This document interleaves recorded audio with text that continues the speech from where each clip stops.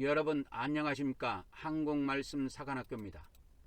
우리 한국말씀 사관학교는 14만 4천 말씀 사관학교와 평신도 말씀 사관학교로 분리 운영되고 있으며 14만 4천 말씀 사관학교는 하나님의 종들을 양성하는 양육기관이며 이 양육을 받기를 원하는 하나님의 종들은 매월 순교 헌금으로 42달 동안 매월 10만원씩 그렇게 헌금을 납부하고 그렇게 말씀을 무장하실 것을 적극적으로 추천하며 평신도 말씀 사관학교 생도들은 자유롭게 말씀을 무장하시면 되겠습니다. 저는 하나님께서 이 마지막 때 말씀의 나트로 사용하시려고 창세전부터 예배해 놓은 자입니다. 여러분의 기도와 적극적인 참여를 부탁드립니다. 성부 하나님, 성자 하나님, 성령 하나님, 오늘 또 우리 성삼위 하나님께서 이 말씀을 듣는 모든 자들에게 우리 성부 하나님의 은총과 성자 하나님의 은혜와 또 성령 하나님의 은사를 풍성하게 부어주셔서 오늘 또 증언되는 이 말씀이 온전히 깨달아지게 하시고 잘 심겨져서 100배의 결실을 거둘 수 있도록 축복하여 주시옵소서. 오늘 또 모든 시정을 성삼위 하나님께 의탁하오며 우리 주 예수 그리스도 이름으로 기도 올려옵나이다. 아멘, 아멘, 아멘. 오늘은 사간생도 말씀 무장 141회가 되겠습니다. 벌써 141회입니다. 저는 하나님께서 이 마지막 때 말씀의 나트로 사용하시려고 창세전부터 예비해 놓은 자입니다. 그렇기 때문에 여러분이 제가 전하는 말씀에 귀를 기울일 필요성이 있다 하는 것입니다. 저의 연락처는 카톡 아이디 리키777이 되겠습니다. 마음이 온유한 자는 더 많은 진리를 받아 믿음과 행위로 구원받아 천국과 왕국에 들어가지만 마음이 강팍한 자는 더 이상의 진리를 받지 못하고 믿음으로만 구원받는다는 거짓 프레임에 빠져 그는 지옥에 던져지게 될 것입니다. 어저께도 말씀을 드렸지만 있는 자는 더 받게 되고 없는 자는 그 있는 것까지 빼앗긴다 했습니다. 없는 자는 그 있는 것까지 빼앗긴다 하는 비밀을 아셔야 합니다. 오늘 또 여전히 왕국복음에 대한 말씀을 전해드리도록 하겠습니다. 왕국복음은 헬라어로 마태복음 24장 14절에 기록되어 있는데요. 토 뉴 앙겔리온 테스 바실레이 아스 이렇게 되어 있습니다. 토 뉴 앙겔리온 테스 바실레이 아스. 그래서 그 왕국의 그 복음 이런 뜻인데 우리나라 성경은 이 그라는 걸 거의 번역을 안 합니다. 원래. 그래서 왕국의 복음 이렇게 번역이 돼요. 왕국의 복음 이렇게 번역이 되는데 소유격을 빼도 우리나라 말로는 이해가 됩니다. 왕국 복음. 이것이 기독교는 천국 복음으로 잘못 번역이 됐고 천주교도 하늘나라 복음으로 이렇게 기독교 성경을 풀어 썼습니다.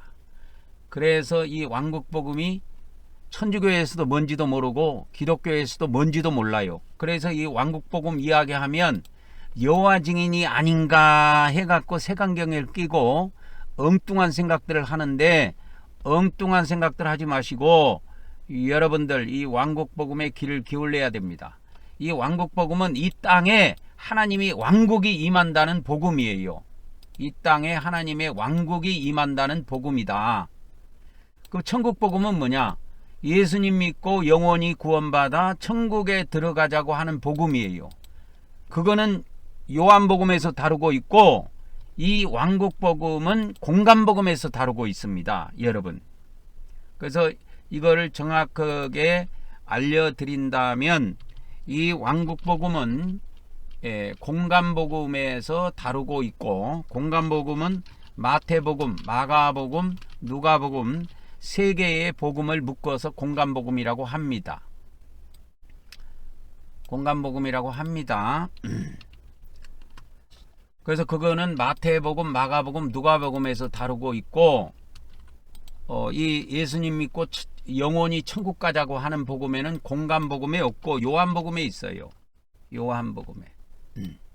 그래서 이 요한복음은 사도 요한이 기록을 했는데요. 이 사도 요한이 기록한 이것은 쉽게 말하자면 예수님 믿고 천국 가자는 복음이에요. 그래서 기독교에서 이 요한복음을 많이 애용을 합니다. 특히 요한복음 3장 16절 이런 거는 하나님이 세상을 이처럼 사랑하사 독생자를 주셨으니 누구든지 저를 믿는 자는 멸망치 않고 영생을 얻게 하려 함이라, 그렇게 기록이 되어 있는데, 이 요한복음 3장 16절은 기독교의 기독교 구원론의 핵심 성경 구절이라고 할 정도로 그렇게 자주 사용합니다, 기독교인들이.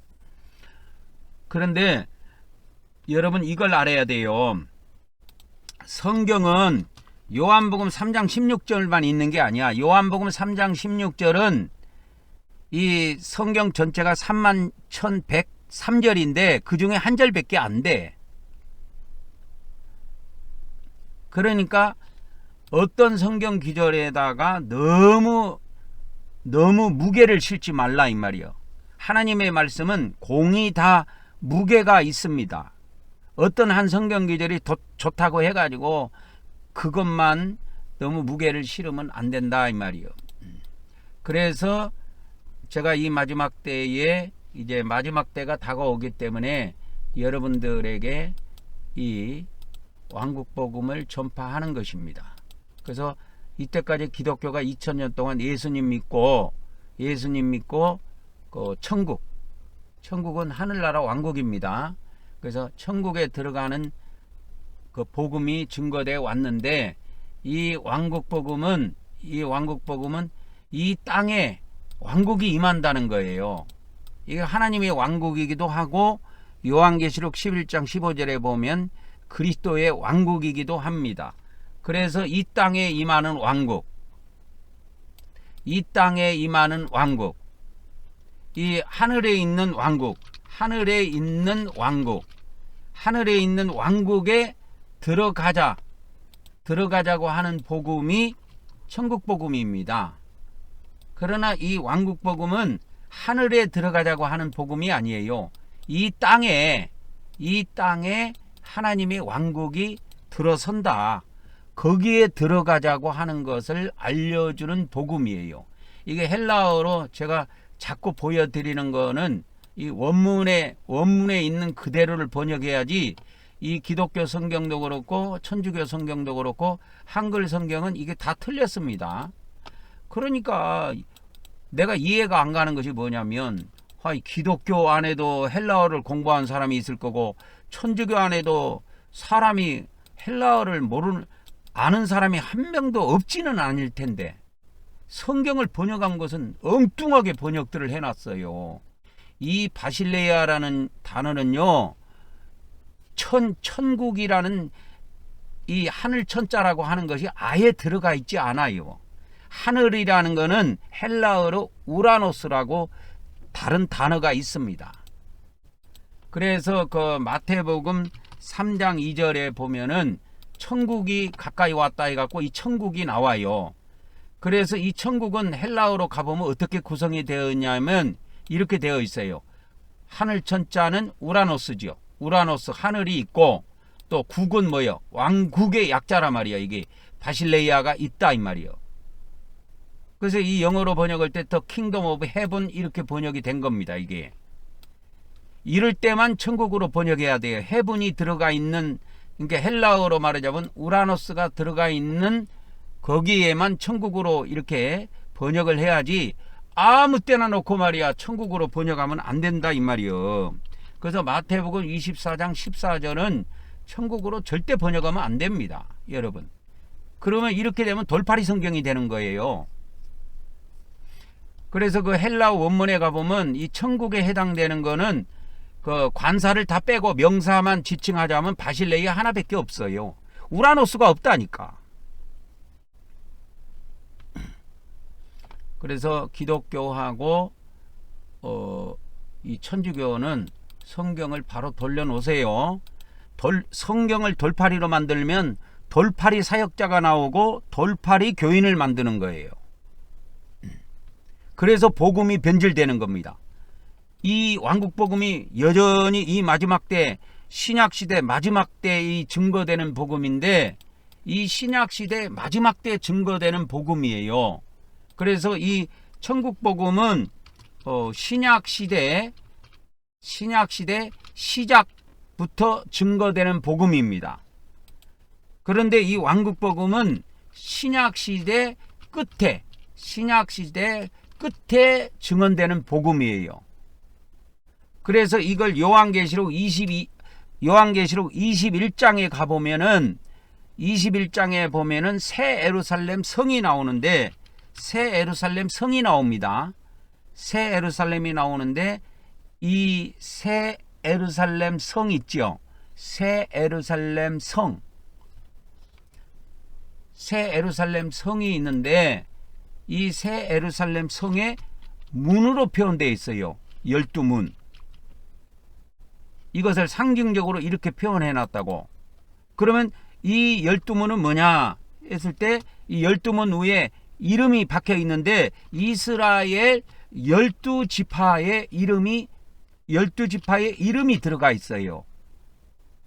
여기서 이스라엘 지파의 12이름이라고 하는 거는 신약시대 끝에 요한계시록에 나와 있는 이스라엘 12지파, 즉 영적 이스라엘을 말합니다. 육적 이스라엘을 말하는 것이 아니고 이 마지막 시대 신약시대의 시작과 끝이라고. 요한계시록에 보면 내가 알파요 오메가요 시작과 끝이라, 이런 것이 처음이고 마지막이다 이런 말이 나오는데 신약의 처음은 이렇게 시작했어요. 신약의 처음, 이걸 알파라고 할게요. 알파.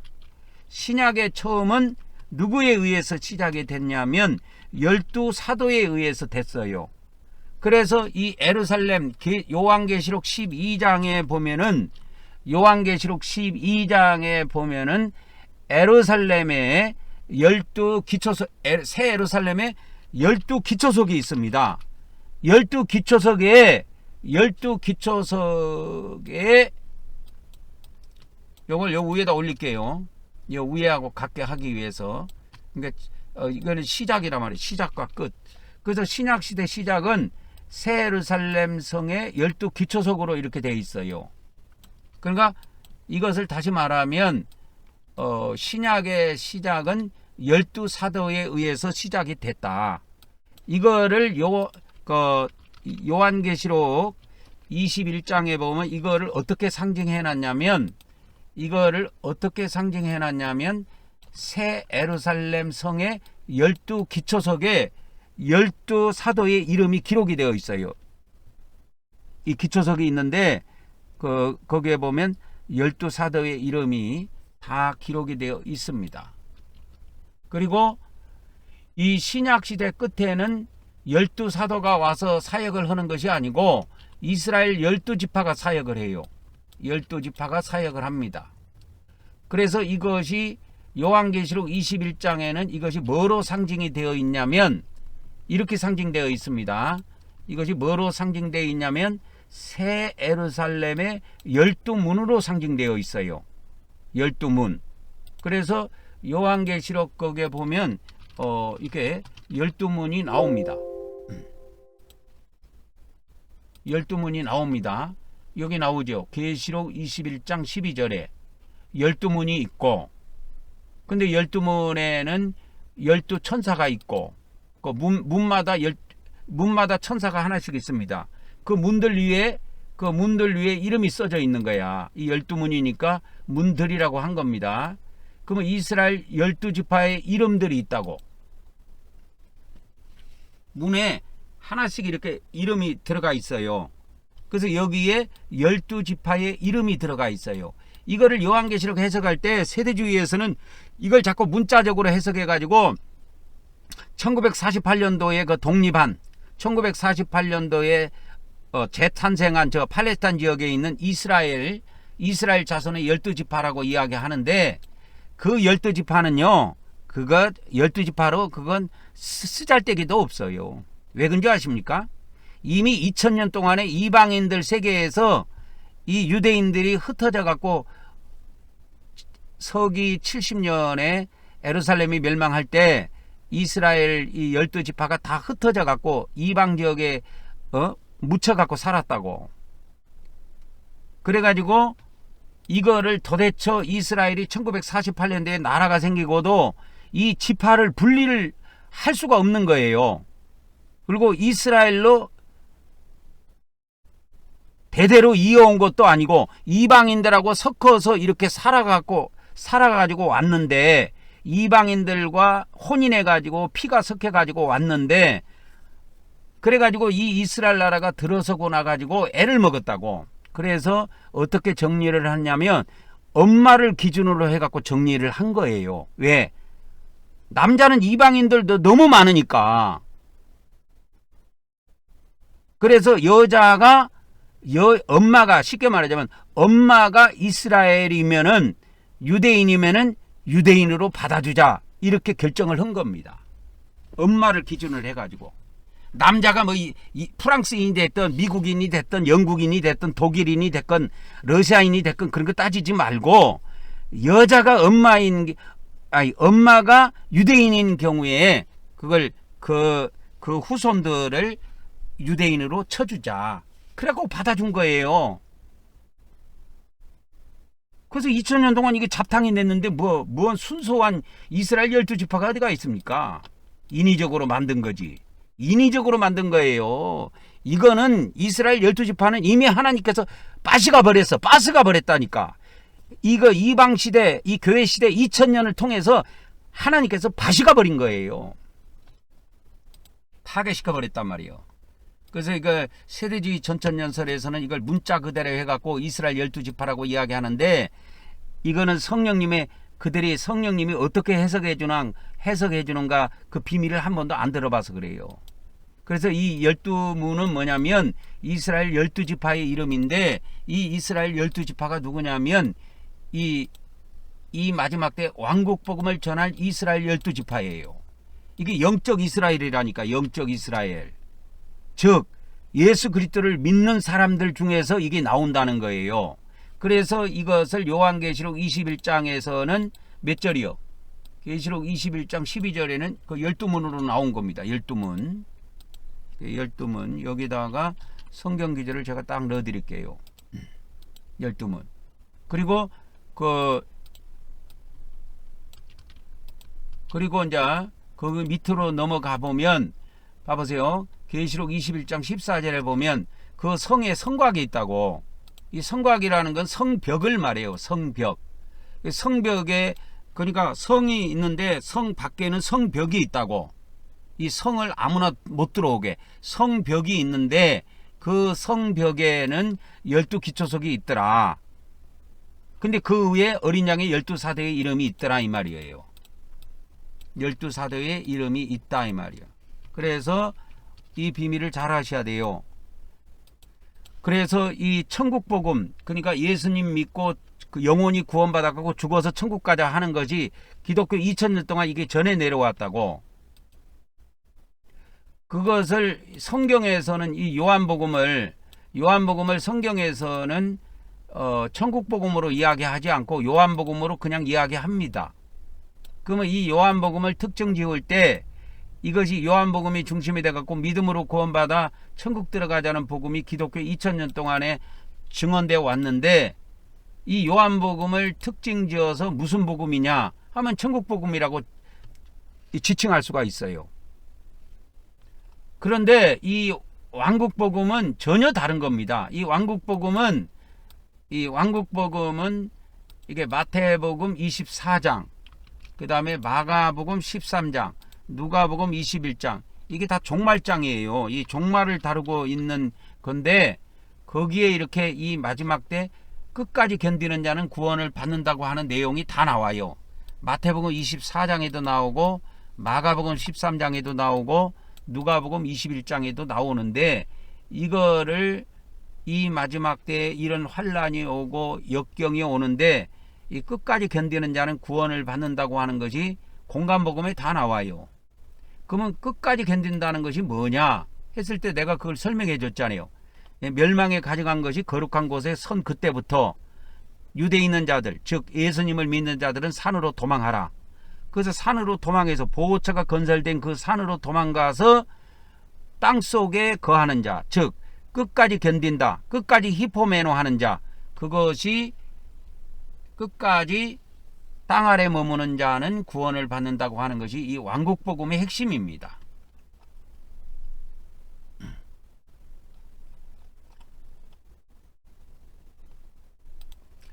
그래서 마태복음, 마가복음, 누가복음의 이 왕국복음의 핵심들이 이 종말장에 들어가 있습니다. 그리고 이 왕국복음을 증언해서 어린 양의 신부가 될 영적 이스라엘에서 어린 양의 신부가 될 사람들을 이 새 예루살렘 성으로 지칭을 한 겁니다. 새 예루살렘 성으로 지칭을 한 거예요.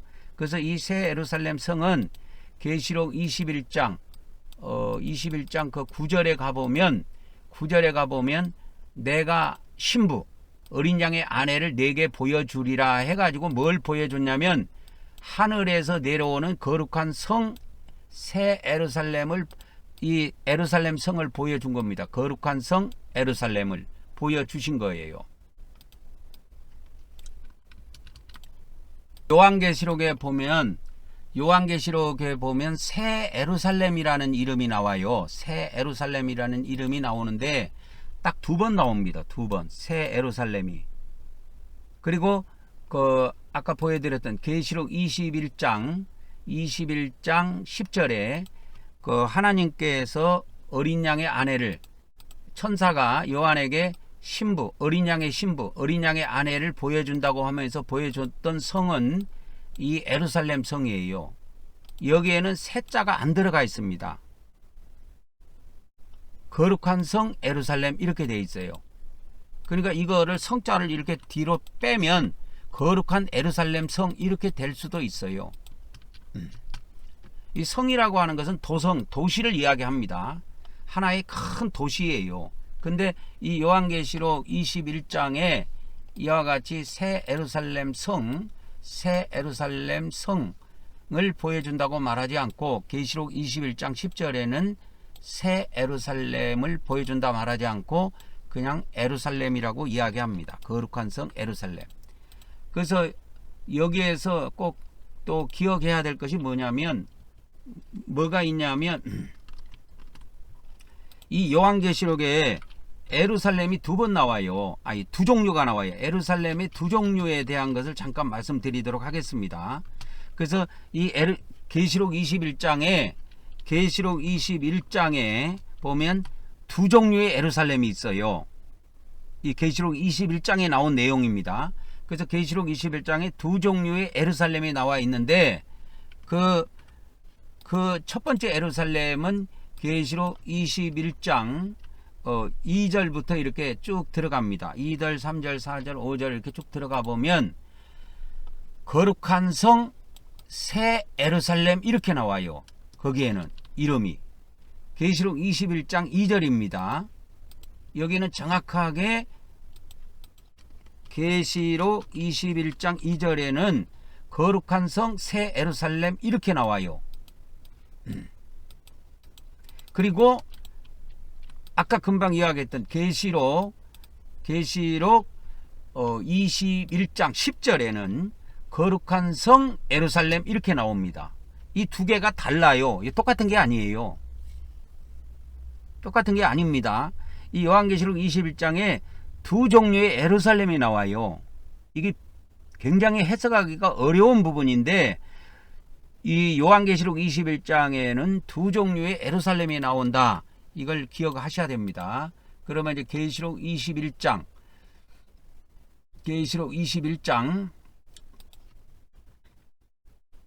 2절에 그 예루살렘이 이렇게 나오죠.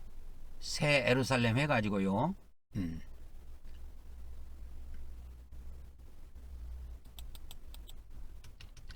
여기다가 이제 붙여 넣어 드리도록 하겠습니다. 계시록 21장 2절에 거룩한 성 새 예루살렘이 거룩한 성 새 예루살렘이 하나님께로부터 하늘에서 내려오니 그 준비한 것이 신부가 남편을 위하여 단장한 것 같더라. 이거는 그러니까 그 사도 요한이 봤을 때 신부가 남편을 위하여 단장한 것, 신부가 그 혼인하려고 하면 그 단장하는 모습이 굉장히 아름답지 않아요. 그러니까 그런 표현을 썼지, 이 새 예루살렘 성이 신부라고 말하지 않아요. 계시록 21장 2절에서는 거룩한 성 예루살렘입니다. 새 예루살렘이에요. 여기는. 그러니까 이제 그 3절에 가보면 보좌에서 큰 음성이 나서 이르되 하나님의 장막이 하나님의 장막이 사람들과 함께 있음에, 이렇게 해갖고 나옵니다. 그래서 이걸 그 킹제임스에서는 하나님의 성막으로 이렇게 번역을 했어요. 그래서 이것이 이 거룩한 성 예루살렘이 그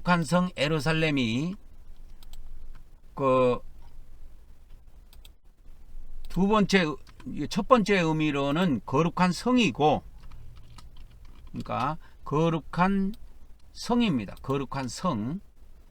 그리고 이게 이제 두 번째 의미로는 어떻게 되어 있냐면, 이게 이제 두 번째로 가봅시다. 두 번째는 하나님의 성막이라고 나와요. 하나님의 성막.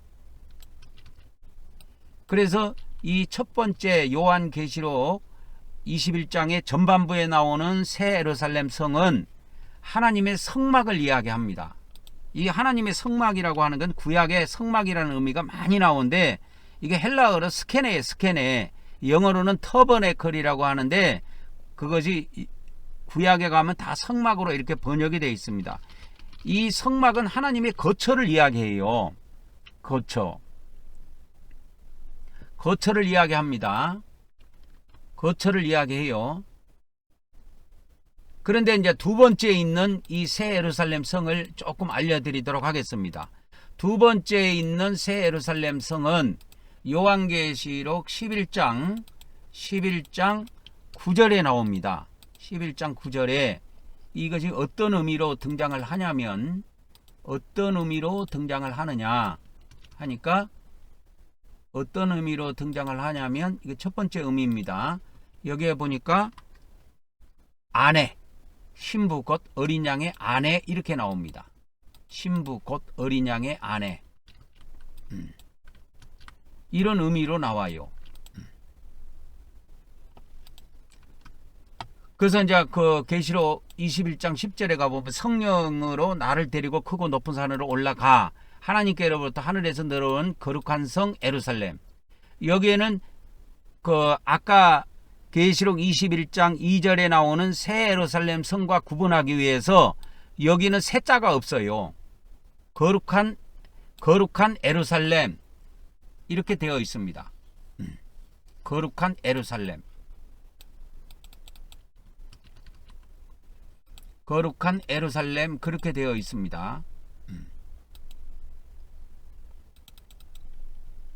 이게 기독교 성경에는 거룩한 성 예루살렘 이렇게 번역이 되어 있고, 이게 이제 두 번째입니다. 두 번째는 뭐냐면, 그 명칭이 어떻게 되어 있냐면, 이거는 이제 거룩한 성 예루살렘, 이건 기독교 성경 표현이고, 킹제임스 다섯 필사본에는 어떻게 되어 있냐면, 큰 도성, 큰 도시 또는 큰 도성, 거룩한 예루살렘, 이렇게 되어 있습니다. 이게 이제 이거는 킹제임스에 그렇게 되어 있는 겁니다. 킹제임스에. 이게 똑같은 성경이지만 내용이 큰 도성 거룩한 예루살렘, 이렇게 되어 있단 말이에요. 큰 도성 거룩한 예루살렘, 큰 도성 거룩한 예루살렘, 이렇게 되어 있습니다. 큰 도성.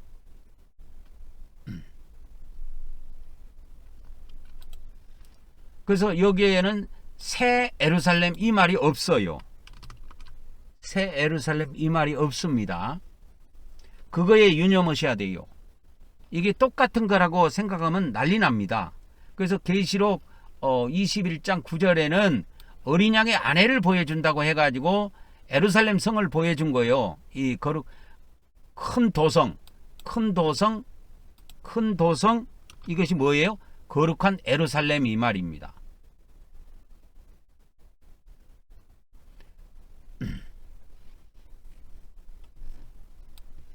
내려오는, 하늘에서 내려오는 거를 내게 보여주셨어요. 그래서 여기에서는 이 큰 도성, 이거는 거룩한 성 예루살렘, 계시록 21장 10절에 나와 있는 건 상징적으로 되어 있어요. 상징적인 의미를 갖고 있습니다. 그러나 이 앞전에 있는 거룩한 성, 계시록 21장 2절에 있는 거룩한 성 새 예루살렘, 이렇게 했을 때 이거는 비상징적이에요. 상징화되어 있지 않습니다. 여러분, 요한계시록이라고 무조건 다 상징적으로 되어 있는 게 아니에요. 오늘은 이거에 대한 비밀을 약간 제가 말씀을 드리려고 합니다. 요한계시록이 무조건 상징적으로 다 되어 있느냐? 천주교에서는 막 무조건 상징적으로 되어 있다 그래갖고 어거스틴의 영향에 의해서 요한계시록을 상징적으로 푸는 사람들이 많이 있는데, 그렇게 하면 안 됩니다. 요한계시록은 상징화되어 있는 것이 있고 상징화 안 되어 있는 것이 있어요. 그것을 구분하는 것이 비밀입니다. 비밀. 그래서 이 계시록 21장 2절에 나와 있는 거룩한 성 새 예루살렘, 이 새 예루살렘, 이 거룩한 성 새 예루살렘 성은 비상징적으로 되어 있는 성이에요. 상징적으로 보여준 것이 아니야. 이건 비상징적인 것을 의미하고 있습니다.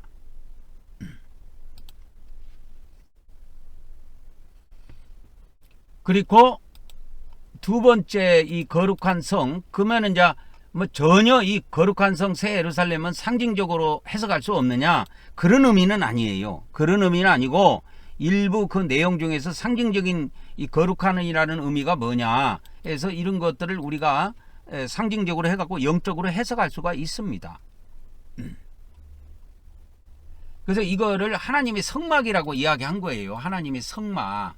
이 하나님의 성막이라고 하는 것은 구약 성경에 나와 있는 하나님께서 모세에게 이 성막의 설계도를 보여줬잖아요. 이렇게 해서 성막을 지으라고. 이 성막에서 해당되는 성막이 다가 아니고 지성소에 해당되는 걸 이야기하는 거예요. 이 하나님의 성막 중에서도 지금 요한계시록 21장의 전반부에서 이야기하는 이 새 예루살렘 성은 하나님의 지성소를 이야기하는 겁니다. 바로 지성소가 하나님이 거처예요. 거처입니다.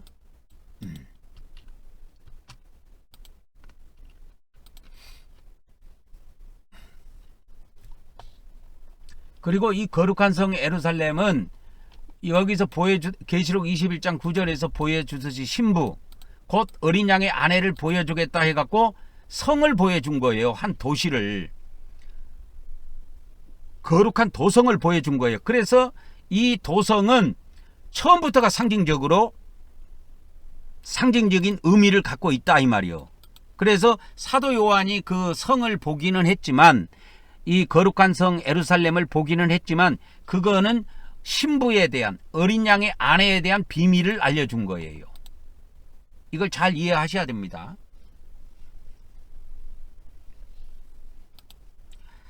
이처럼 요한계시록에는 상징적으로 되어 있는 것이 있고 비상징적으로 되어 있는 것이 있고 그래요. 요거는 이제 그 두 종류의 예루살렘, 두 종류의 예루살렘의 두 종류의 예루살렘, 그렇게 할게요. 두 종류의 예루살렘. 이게 계시록 21장에 나온 내용입니다. 두 종류의 예루살렘에 대해서 말씀을 드린 겁니다. 그리고 이제 큰 두 번째로는 무엇을 좀 다루려고 하냐면, 이와 같이 요한계시록에는 같은 내용을 요한계시록은 이 동일한 내용을 하나는 상징적으로, 하나는 상징적으로 표현을 했습니다. 이런 표현이 요한계시록을 푸는데 어마어마한 비밀이라는 것을 알아야 합니다. 요한계시록에는 이러한 신비함이 있어요. 요한계시록은 해석을 해보면 동일한 내용이에요. 동일한 내용이 나오는데 하나는 비상징적으로 되어 있고 하나는 상징적으로 되어 있어요. 그래서 이것이 엄청난 비밀이다 라는 것을 알아야 합니다. 그래서 하나는 상징적으로 되어 있고 하나는 비상징적으로 되어 있다. 이런 내용들을 알려드리려고 합니다. 그래서 이거를 이제 하나 예를 들게요. 그러니까 요한계시록에 보면 14만 4천 명의 하나님의 종들이 나오잖아요. 여기는 상징적으로 돼 있지 않아요. 하나님의 종들 해갖고 그냥 14만 4천 명의 하나님의 종들 해갖고 정확하게 나옵니다. 이거는 어디에 나오냐면 계시록 7장에 그렇게 나와요. 7장 3절 4절에 보면 하나님의 종들이라고 이렇게 나와요. 하나님의 종들 해갖고 그렇게 실제로 나옵니다. 그래서 계시록 7장 3절에 보면 우리 하나님의 종들의 이마에 인치기까지 해갖고 하나님의 종들이라고 나옵니다. 이 하나님의 종들은 상징적으로 되어 있는 거 아니에요. 상징적으로 되어 있는 거 아닙니다. 상징적으로 되어 있는 내용이 아니에요.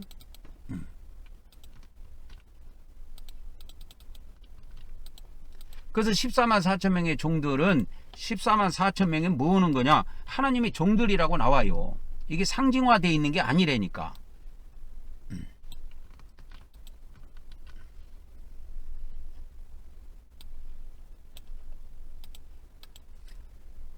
근데 이 수가 나옵니다. 계시록 7장 그 3절에 보면은 계시록 7장 3절 다음에 4절에 보면은 이 사람들이 뭐냐면 이스라엘 자손 중에서 이 14만 4천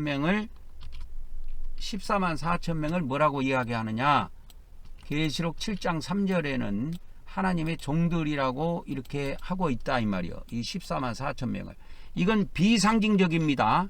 비상징적 표현이에요. 이 14만 4천 숫자를 정확하게 이야기한 거는. 자꾸 기독교에서 천주교에서 이걸 자꾸 상징적으로 해석하려고 하는데 하지 마세요. 숫자는 상징화되어 있는 게 하나도 없어요. 성경에. 다 비상징적이에요. 비상징적이라는 말은 뭐냐면 문자적인 그대로의 의미를 갖고 있다 이 말이요. 그래서 요한계시록에 보면은 이 14만 4천의 수가 나옵니다. 여기에 나오죠. 14만 4천의 수가 나오는데 이 14만 4천의 수가 나오는데 인침받은 자의 수예요. 그러니까 인침받은 자들이다 그 말이요. 그래서 이 마지막 때 하나님의 종들이 이렇게 하나님의 천사들을 통해서 인침을 받는 일이 있다 이 말이요. 이건 상징적인 것이 아니에요. 이런 뭐 인침이나 이런 거를 영적으로 우리가 해석은 해볼 수 있지만 이거는 실제로 일어나는 사건입니다. 앞으로 일어날 사건이에요. 이처럼 요한계시록의 14만 4천 명은 비상징적인 것으로 표현이 되어 있어요. 근데 이 똑같은 내용이 이제는 이 상징적인 표현으로 되어 있는 것이 있습니다. 상징적 표현, 문자적이 아니고 상징적으로 표현되어 있는 것이 있어요. 그러면 이 똑같은 내용이 이 14만 4천을 두고 이야기하는 겁니다. 14만 4천을 두고 한번 보자 이 말이요. 14만 4천을 두고 보면은 이것이 계시록 7장에서는 비상징적으로 표현이 되어 있고 계시록 이것이 어디입니까? 8장, 9장 들어가고 10장에도 물론 그 11장 그래서 이 11장에 보면은 이들을 두 증인으로 상징적 표현을 해놨어요. 상징적 표현. 그래서 여기에서 두 증인은 두 사람으로 해석하면 안 됩니다. 이게 상징적 표현이에요. 대표 단수를 쓴 겁니다. 이 두 대표를 나타내는 그런 의미로 사용된 거예요. 요한계시록은 이런 게 많아요. 그래서 이 두 증인이 이와 같이 상징적으로 표현이 되어 있기 때문에 이거를 이제 해석을 해야 돼요. 우리가 할 때. 그래서 제가 항상 해석할 때 두 증인이 요한계시록에 보면 증인 역할을 하다가 증인으로서의 삶을 살다가 그들이 순교를 하고 그들이 또 부활을 해서 그들이 승천하는 그런 것이 여기에 다 나옵니다. 그래서 요한계시록 11장에는 물론 이 상징적인 표현으로 두 증인이 상징적 표현으로 되어 있기 때문에 두 명을 지칭하는 것이 아니란 말이에요. 그래서 이 두 증인은 14만 4천 명의 종들을 상징적으로 표현한 것이다 이거예요. 그런 걸로 표현해서 감춘 거예요. 그래가지고 계시록 11장의 두 증인은 이걸 하나로 묶어버릴게요. 계시록 11장의 두 증인은 14만 4천 명의 종들을 상징적으로 표현한 것이다. 그러면 이 14만 4천을 또 어떻게 계시록 12장에 가면 어떻게 표현하고 있냐면 계시록 12장에도 나와요. 계시록 12장에 가면 이 14만 4천 명의 종들을 계시록 12장에는 사내 아이로 나옵니다. 사내 아이가 나와요. 계시록 12장 5절 정도 가면 나옵니다. 여기에 보면 여자가 아이를 낳았지요. 사내 아이를 낳았단 말이요. 이 기독교 성경에는 여자가 이제 옛날에는 개혁 성경일 때는 사내 아이로 되어 있었는데 이제는 아들로 바꿨네요. 이 아들이 사내 아이라 사내 아이. 그래서 이 사내 아이가 뭐냐? 요한계시록의 사내 아이 아들이라 그럴게요. 요한계시록 12장의 사내 아이는 14만 4천 명의 종들을 상징적으로 표현한 내용이에요.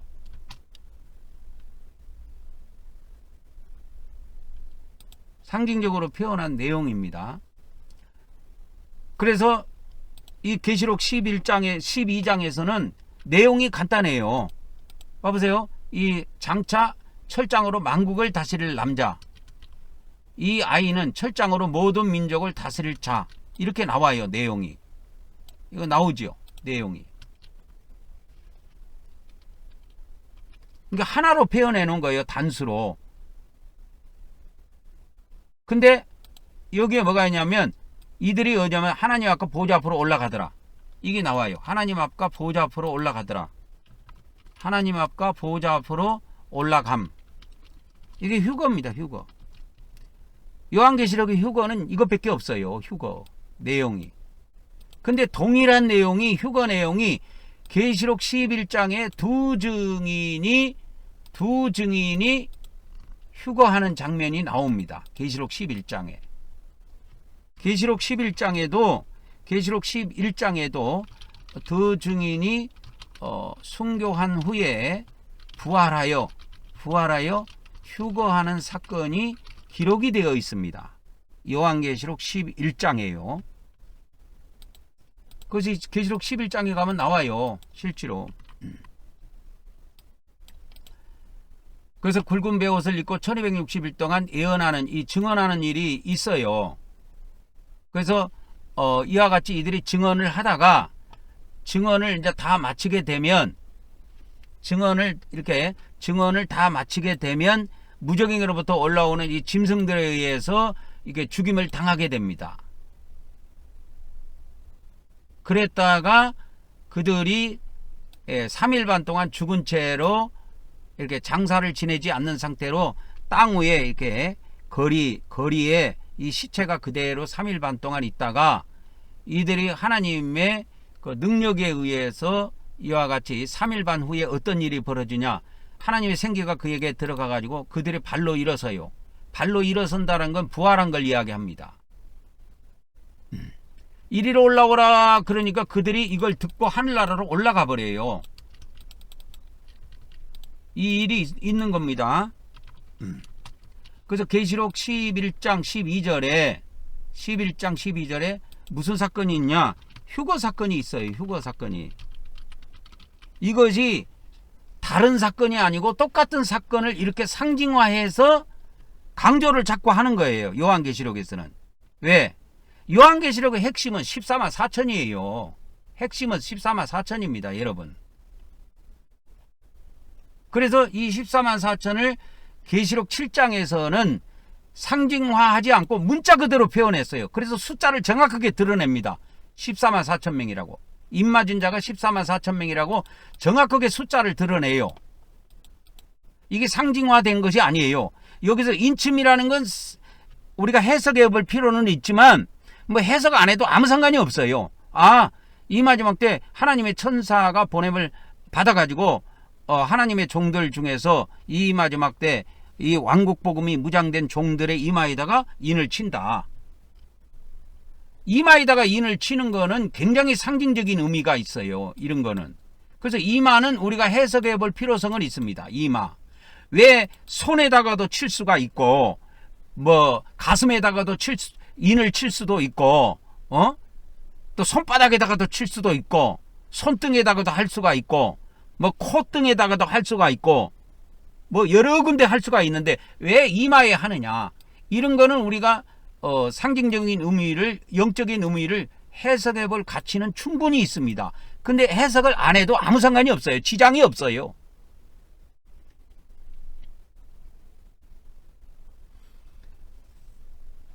그래서 이제 이마가 상징하는 것이 뭐냐면 우리가 머리로 생각하고 사고하고 우리의 지식이 여기 담긴단 말이야. 그래서 이마는 우리 인간의 이 사상을 대표하는 겁니다.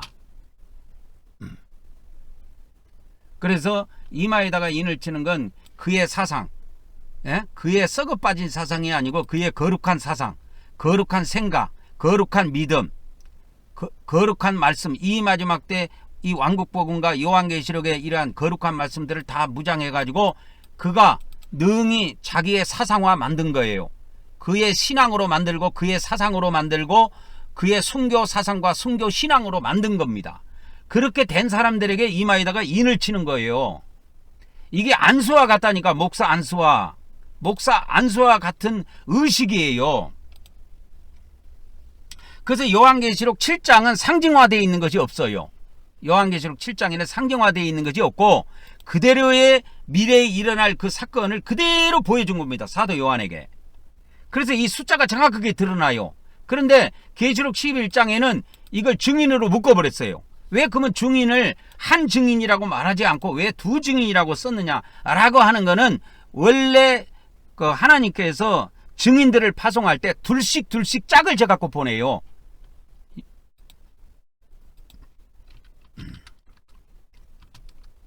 둘씩 짝을 지어가지고 보내는 사건이 나옵니다.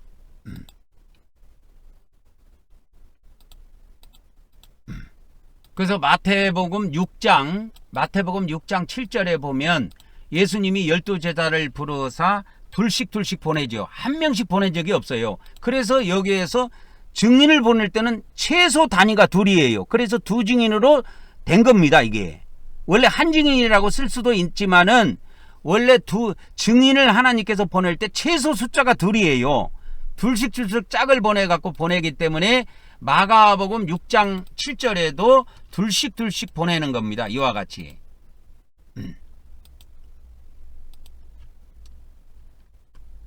그래서 이렇게 둘씩 보내는 거에 대해서 여기에다가 제가 그 두 증인이 된 이유, 그러니까 두 증인이 왜 한 증인이라고 표현을 안 하고 한 증인 대신에 두 증인으로 표현한 이유를 여러분들에게 설명해 드리는 겁니다. 이와 같이 한 증인으로 안 하고 두 증인으로 표현한 이유는 하나님께서 증인을 보낼 때, 예수님께서 증인을 보낼 때에 증인의 최소 단위가 둘이에요. 그래서 마가복음 6장 7절에도 12제자를 부르사 둘씩 보내시며 이렇게 기록이 되어 있는 겁니다. 그래서 누가복음 10장 1절에도 보면 주께서 따로 70인을 세우사 70명의 제자를 세워가지고 각 동네와 각 지역으로 둘씩 이렇게 나오죠. 둘씩 보내시는 겁니다. 이렇게 둘씩. 그래서 이 둘씩이라고 하는 것은 증인의 최소 단위이기 때문에 두 증인으로 표현된 거예요. 원래 이거를 요한계시록의 기본 원칙으로 보면은 한 증인으로 표현해도 그거는 큰 문제가 없어요. 왜 그러냐면 요한계시록은 대표 단수를 쓴단 말이야. 대표 단수. 그래서 대표적인 의미로 한 사람만 딱 뽑아서 이렇게 확대 해석해 줘요. 확대해 갖고 기록해 준다고. 그래서 짐승을 표현할 때도 수많은 짐승들을 다 이야기하는 것이 아니고 첫째 짐승과 둘째 짐승. 그래서 짐승도 두 종류가 있다. 그래서 통치하는 그 짐승들이 있고 통치를 옆에서 도와주는 후원해주고 앞서가서 선지자의 그런 역할을 할 수 있는 그러한 땅에서 올라온 짐승이 있고 해서 짐승도 두 짐승으로 표현이 되어 있어요. 근데 그 짐승들을 이렇게 각각 따로따로 표현해 놨다고. 근데 유독 증인만 두 증인으로 이렇게 표현해 놨어요. 대표 단수를 쓰기는 하면서 두 증인으로 표현이 된 겁니다. 왜 이 증인은 한 증인으로 표현을 안 하고 요한계시록에서 두 증인으로 표현했냐면 하나님께서 증인을 보낼 때 최소 단위가 둘이기 때문에 그렇게 최소 단위를 쓴 겁니다. 그래서 최소 단위가 둘이에요. 그것을 관련된 성경 기자를 마가복음 6장 7절, 누가복음 10장 1절 이걸 제가 찾아드렸습니다. 그러나 이것을 한 증인으로 표현해도 아무런 문제가 없어요. 그래서 요한계시록 이 11장에 있는 두 증인도 상징적인 표현으로 되어 있지만 내용은 전부 다 사실에 입각하고 있습니다. 내용은 상징화되어 있는 것이 거의 없어요. 그래서 3일 반 있다가 뭐 이 생계가 들어간다 이런 거는 해석할 것이 없어요. 그대로 그냥 문자 그대로 가도 아무 상관이 없는 겁니다.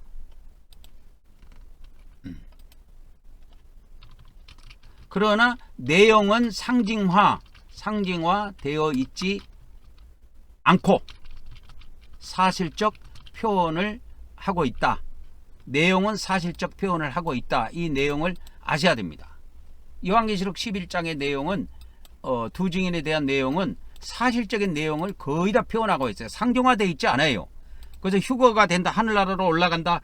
뭐 짐승과 싸워서 죽음을 당한다. 그 다음에 생기가 들어가서 부활했다. 그 다음에 하늘나라로 휴거돼서 올라갔다. 이런 거는 상징화되어 있는 게 아니에요. 그대로 실제로 일어나는 사건을 그대로 기록한 것입니다. 근데 계시록 14만 4천 명에 대한 이 14만 4천 명에 대한 이것이 또 계시록 12장에 가면 산의 아이로 나오는데 이 산의 아이는 완전히 상징적으로 표현된 것이다 이 말이에요. 이 표현은 산의 아이. 그 산의 아이 여기는 하나로 표현되어 있어요. 왜? 아이의 최소 단위는 하나이기 때문에 그런 겁니다. 우리가 아들을 낳을 때 둘도 낳고 셋도 낳고 하지만 대부분 하나를 낳기 때문에 아들이라고 하는 아까 증인은 둘을 썼지만은 아들은 최소 단위가 하나이기 때문에 여기서 대표 단서를 쓴 겁니다. 그래서 거기에 계시록 12장 5절에 보니까 뭐라고 돼 있어요? 계시록 12장 5절에 보니까 장차 철장으로 모든 민족들을 다스릴 자다 이 말이에요. 계시록 12장에 그대로 나옵니다. 계시록 12장에 그대로 나와요. 그리고 보좌 앞으로 그대로 올라가더라 이 말이요. 그래서 이 계시록 12장 5절에 있는 이 사내아의 아들이라고 하는 거는 실제로 여자가 난 육체로 난 아들을 말하는 게 아니에요. 상징적 표현으로 되어 있습니다. 그러면 이 아이가 상징하는 것이 뭐냐? 요한계시록이 답을 줬어요. 철장으로 모든 민족을 다스릴 자. 그러니까 왕들을 이야기하는 거예요. 왕들. 천년왕국 때 왕으로 이 지구상을 통치할 사람들을 이야기한다 이 말이요. 그리고 하나님 앞과 그 보호자 앞으로 올라갔다. 이건 승천하고 휴거될 자들을 이야기한 겁니다. 그래서 이 마지막 때 휴거의 대상은 14만 4천 명의 종들이에요. 백성은 이렇게 돼 있지 않습니다. 백성은 이렇게 돼 있지 않아요.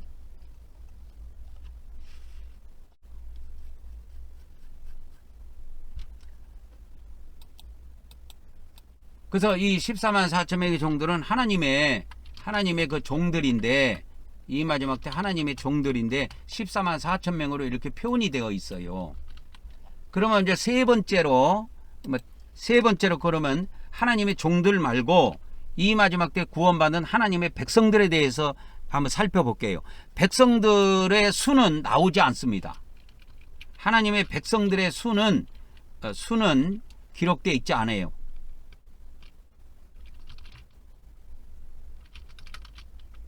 기록이 되어 있지 않습니다. 요한계시록에 이것이 기록되어 있지 않아요. 하나님의 백성들의 수는. 그래서 이것이 요한계시록 1장에 가보면, 요한계시록 7장에 가보면, 7장 거기가 9절부터죠. 7장 이렇게 9절부터 이렇게 쭉 나오는데, 7장 9절에 보면 각 나라와 이렇게 나오죠. 각 나라와 족속과 백성과 방언에서 능히 셀 수 없는 큰 물이 해가지고 이렇게 나옵니다. 요한계시록, 이것이 계시록 7장 9절에 나와요. 그래서 여러분의 수는 기록이 되어 있지 않지만 이건 상징화되어 있는 게 아닙니다. 상징화되어 있지 않고 사도 요한이 그대로 그 큰 무리를 본 겁니다. 근데 정확하게 이 그 14만 4천의 수보다 많기 때문에 얼마나 많은지는 알 수 없지만 많기 때문에 이 수를 능히 셀 수 없다고 표현을 한 겁니다.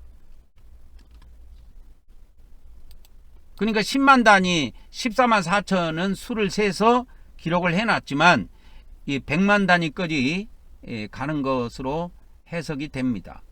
그래서 손에 이들이 종려가지를 들고 보호자 앞과 어린 양 앞에 서서 이렇게 나옵니다. 보호자 앞과 어린 양 앞에 서서 큰 소리로 외쳐 이르되 구원하심이 보호자에 앉으신 우리 하나님과 어린 양에게 있사옵니다. 이또다 이렇게 하면 안 돼요. 하나님 보호자 앞에서 하나님 앞에 찬송을 올리는데 우리 하나님과 어린 양에게 있사옵니다. 이렇게 번역을 해야지. 하나님한테 뭐 막말하면 안 돼요. 우리 하나님과 구원하심이, 그러니까 이거는 이미 구원받은 상태를 이야기하는 거예요. 그래서 이 능히 셀 수 없는 무리가 나오는데, 이 능히 셀 수 없는 무리가 나옵니다. 능히 셀 수 없는 무리가 나오는데 이미 구원받은 상황이에요. 구원받은 상태를 그들이 노래하고 있습니다. 저는 큰 번호는 빨간 거, 그 다음에 작은 번호는 노란 거, 그 다음에 그보다 작은 것은 이렇게 하늘색으로 표현을 합니다.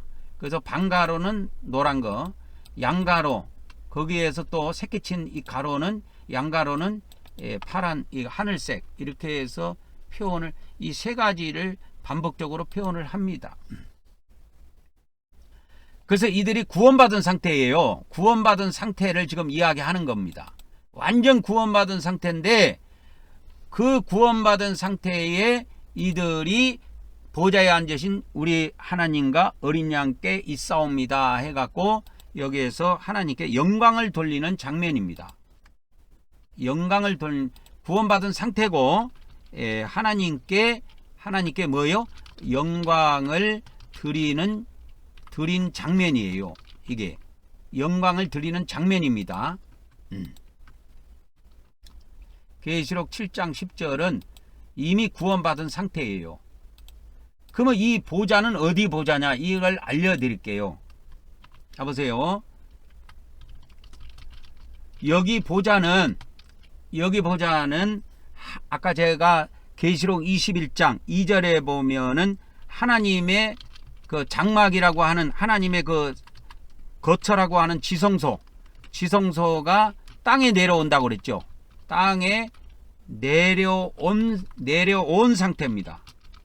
이 보좌는, 여기 보좌는 천국에 있는 보좌가 아니고 이 새 땅에 하나님의 장막이라고 하는 하나님의 그 지성소, 이 지성소라고 하면 못 알아들으니까 새 예루살렘 성 할게요.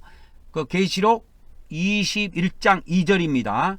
계시록 21장 2절에 그 하나님의 장막이라고 하는 그 하나님의 성막이 계시록 21장에는 새 예루살렘 성으로 표현되어 있는데 이 새 예루살렘 성이 새 땅에 내려온 상태예요. 그래서 이 천년왕국이 진행이 된 상태입니다. 천년왕국 시대에 진입한 상태예요. 시간적으로. 이걸 잘 하셔야 됩니다. 진입한 상태입니다. 그래서 구원하심이 보좌에 앉으신 우리 하나님과 어린 양에게 있사옵니다. 그래서 천년왕국의 이 하나님의 성막이 요한계시록 21장에 보면 하나님의 성막이 이 새 땅에 내려온다 그랬죠.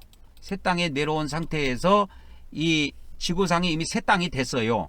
그리고 이제 새 예루살렘 성이 하나님의 거처가 이 땅에 내려온 상태입니다. 이때 이들이 이 하나님의 구원받은 그 하나님의 보호처에 있던 자들이죠. 보호처에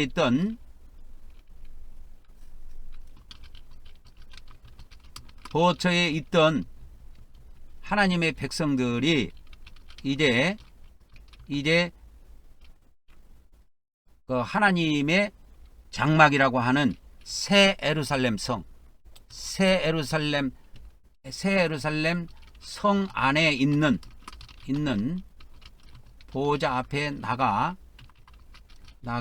이렇게 영광을 돌리는 장면입니다. 이게 영광을 돌리는 장면이에요. 이 비밀을 모르면은 여기 이제 보좌가 나오니까 이거를 어떻게 해석하냐면 하늘나라에 있는 보좌구나 이렇게 생각해가지고 이 능히 셀 수 없는 큰 무리들도 휴거돼 버렸다 이렇게 해석한 사람들이 더러 많이 있더라고. 그건 돌팔이 해석입니다. 돌팔이들이 해석하는 거예요. 그거. 요한계시록 7장은 딱 이 마지막 때 구원받은 사람들만 딱 두 종류를 표현해 놓은 거예요. 요한계시록 7장은. 그래서 14만 4천 명이 전반부에 나오고 후반부에는 능히 셀 수 없는 무리라고 나와요. 능히 셀 수 없는 무리라고 나옵니다. 계시록 7장 9절에 이들이 각 나라와 족속과 백성과 방언에서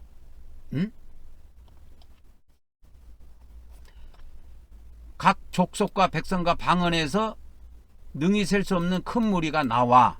그러니까 이 지구상에서 나온 자들입니다. 그래서 이 마지막 때에 각 나라와 족속과 백성과 방언에서 구원받은 사람들의 수예요. 이게 능히 셀 수 없는 무리. 이 자들이 흰옷 입은 자들입니다. 흰옷 입은 자들이에요.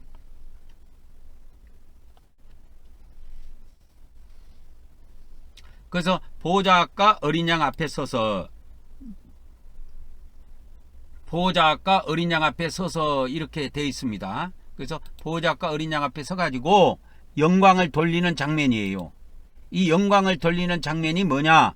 이미 천년왕국이 진입된 상태입니다. 구원하심이 보좌에 앉으신 우리 하나님과 어린 양에게 있사옵니다. 이렇게 영광을 돌리는 장면이에요. 이 보좌는 천국에 있는 보좌가 아니고 천국에서 이 새 예루살렘 성이라고 하는 하나님의 지성소가 이 천년왕국 때는 내려옵니다. 이 땅에.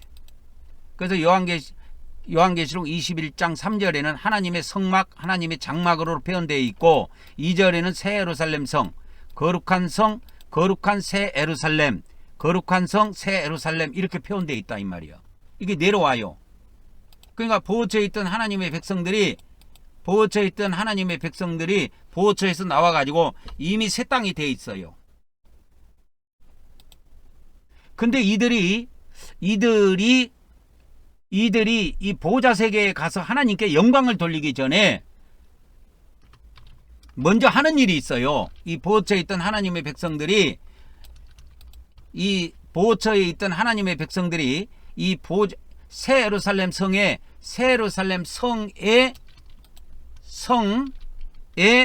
들어가기 전에 보호처에서 나와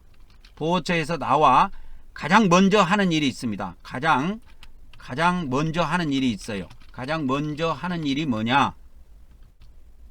그 계시록 15장에 나와 있는데 모세의 노래와 어린 양의 노래를 부르는 겁니다. 불 섞인 유리바다에서. 이거는 불 섞인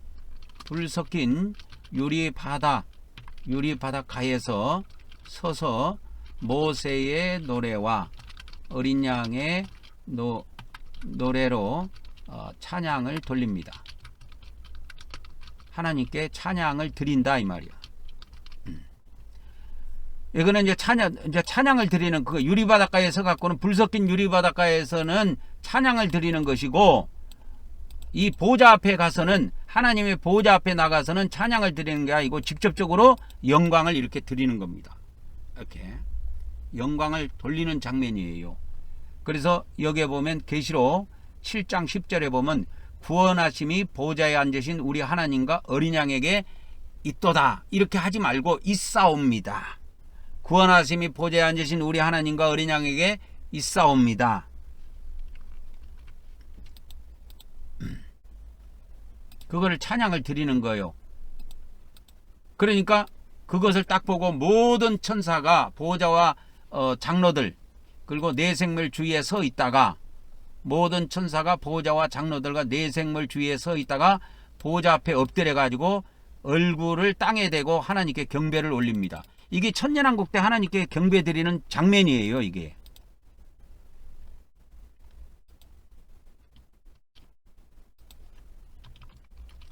그래서 모든 천사가 하나님께 경배합니다. 경배를 드린다 이 말이에요. 그래서 계시록 7장 11절 모든 천사가 이와 같이 보좌와 네 생물과 24 장로들 주위에 서 있다가 보좌 앞에 엎드려 얼굴을 땅에 대고 엎드려서 이렇게 경배하는 겁니다. 이게 천년왕국의 경배 방식이에요. 천년왕국 시대의 경배 방식입니다. 이렇게 경배해요. 우리 한국 경배교회는 이미 이렇게 경배를 드립니다. 주일마다. 전 세계 최초예요. 긍지를 가지고 경배를 드리시기 바랍니다. 우리 한국 경배교회 성도 여러분들, 긍지를 가지고 남의 교회가 그렇게 한다 안 한다 그런 게 신경 쓸 거 없어요. 우리를 뭐 이상하게 보든 그건 상관없어요. 하나님 앞에 천년왕국 시대가 되면 이와 같이 경배를 드립니다. 이 경배가 신약시대 마지막 때 이런 경배가 이루어져요. 실제로. 그래서 우리 교회가, 우리 한국 경배교회가 세계 최초로 이와 같이 하나님께 경배를 드립니다. 이 천년왕국 때 하나님의 보좌가 이 땅에 내려오는데 거기에 모여있는 모든 천사들이 하나님을 수종드는 모든 천사들이 그렇게 하나님께 경배를 올린다니까. 근데 원래 여기에 보면 24 장로하고 네 생물 이런 거지 요한계시록 저 4장에도 나와요. 근데 위치가 바뀐 겁니다. 요한계시록에서는 위치가 바뀐 거예요. 그래서 이 요한계시록 7장에는 이미 구원받은 상태에서 이스라엘 하나님의 백성들이 하나님의 보호자 앞에서 엎드려서 이와 같이 경배를 드리는 장면입니다. 하나님께 영광을 드리는 장면이에요. 그래서 아멘, 찬송과 영광과 지혜와 감사와 존귀와 권능과 힘이 우리 하나님께 세세토록 있을지어다. 그러니까 이렇게 번역하면 안 된다니까, 싸가지 없이. 하나님께 지금 영광을 드리는 장면이야. 이 사람들아, 대한성서공회 알아들어? 이게 하나님께 영광 드리는, 하나님 보좌 앞에서 영광을 드리는 상태인데 하나님께 있을지어다 이렇게 막말해서 되겠습니까? 우리 하나님께 세세토록 있기를 원하옵나이다 이렇게 번역해야 돼. 무식한 인간들아, 어떻게 하나님 앞에 지금 하나님 보좌 앞에서 지금 찬송을, 천년왕국 시대에 하나님의 보좌가 이 땅에 내려왔어. 새 예루살렘 성이 내려왔어. 거기에서 지금 천사들이 하나님 앞에 영광을 돌리는데 막말해서 되겠냐 이 말이여. 우리 하나님께 세세토록 있기를 원하옵나이다. 아멘, 아멘, 아멘 이렇게 하는 거라. 무식한 인간들이 성경을 번역할 때만 하나님 앞에도 뭐 있을지어다 뭐 그렇게 번역하면 뭐 성경에 권위가 쓴다고 그렇게 번역을 했습니까? 그렇게 하면 안 돼요. 사람에게 하는 귀신들에게 했을 때는 그렇게 해도 돼. 귀신아, 내가 예수 이름으로 명하니 나갈지어다 이렇게 하면 돼. 근데 하나님 앞에다가 영광 받을지어다 그렇게 하면 안 된다니까, 무식한 인간들아. 그래서 이렇게 번역, 그러니까 킹제임스에서도 있으리로다 해갖고 이렇게 따라했다고. 우리 하나님께 영원 무궁토록 있으리로다, 있기를 원하옵나이다 해가지고 우리의 소원을 담는 거야. 우리의 소원을 담기 때문에 뭐뭐 하기를 원하옵나이다, 이렇게 우리는 경배 드릴 때 항상 그렇게 해요.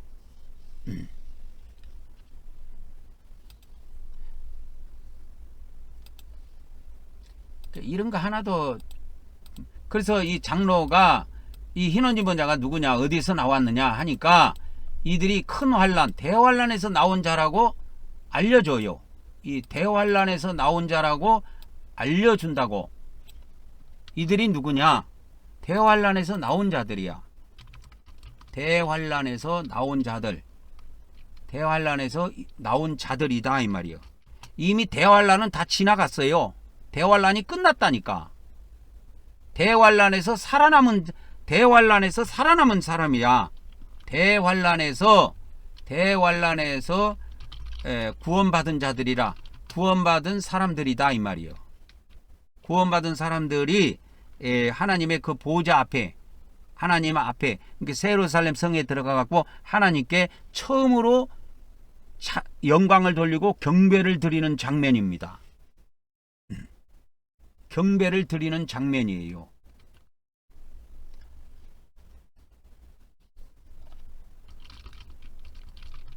하나님 앞에 처음으로 영광과 경배를 드리는 장면이다 이 말이요. 그리고 이 백성들은 이 예루살렘 성에 거처가 없어요. 거처는 이 지구상 곳곳에 흩어져서 생육변성하면서 살아야 됩니다. 그렇게 해서 이제 이 땅에 내려오신 하나님과 예수님께 영광을 돌리고 경배를 드린 다음에 이제 각 처소로 돌아가서 이제 집을 짓고 땅을 일구고 그렇게 사는 겁니다. 1000년 동안 자식을 낳고 가정을 꾸려가지고. 그리고 이후로는 각 처소로 돌아가서 이제 생육번성하며 땅을 충만히 채우는 일을 한다 이 말이에요. 그래서 각 초소로 돌아가게 되어 있습니다. 영원히 거기 사는 게 아니에요, 보호처에. 그래서 이 요한계시록에서는 능히 셀 수 없는 무리,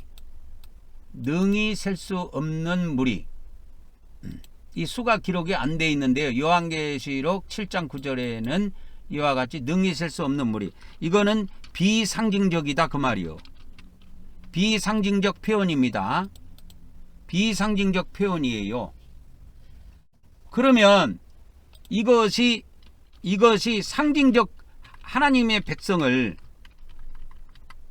그러면 하나님의 백성들을 상징적으로 표현한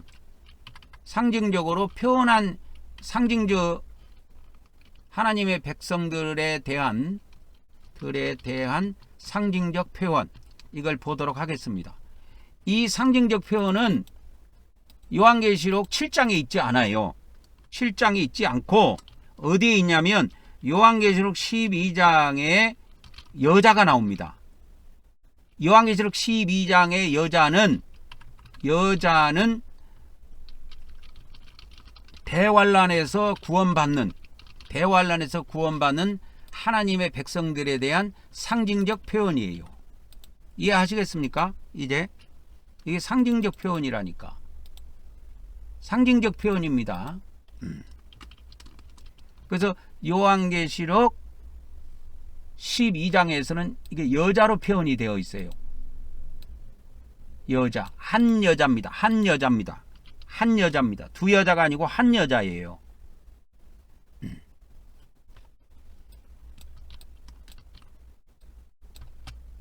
그래가지고 계시록 12장에 보면 이 여자가 이 여자는 광야로 도망갑니다. 광야로 도망가서 하나님이 예비하신, 하나님께서 예비해 두신 곳에 들어가서 구원을 받는다 이 말이요.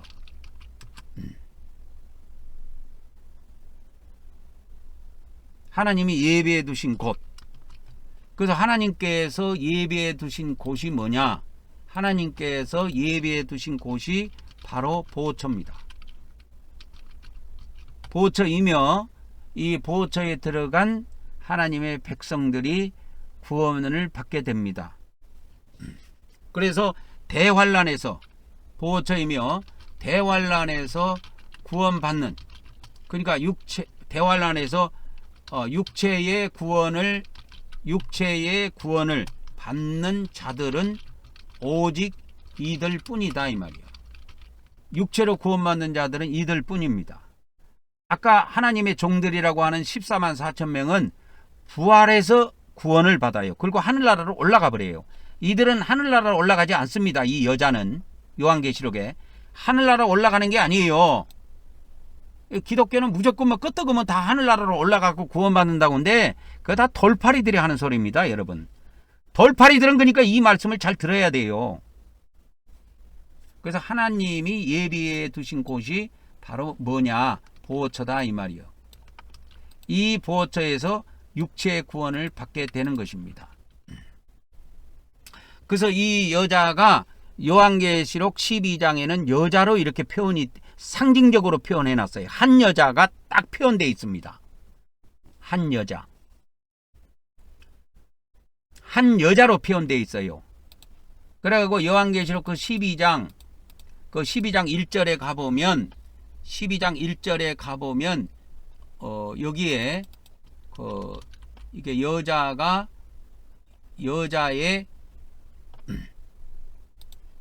구성이 나와요. 이 14장에 보면, 14장 계시록 12장 1절에 가보면 하늘에 큰 이적이 보이니 해를 입은 여자가 있는데, 한 여자 이렇게 나오죠. 근데 그 발 아래 달이 있어. 그리고 12별이 있고, 그래서 해, 달, 별이 다 나와요 여기에. 그래서 이 여자를 중심으로 해서 구성되어 있는 해와 달은 두 증인을 상징하는 것입니다. 이게 상징적 표현이에요. 상징적 표현이며, 12별은 12지파의 12지파를 이것도 상징적으로 표현한 것입니다. 상징적 표현이다. 12별은 12지파를 상징적으로 표현한 것이다.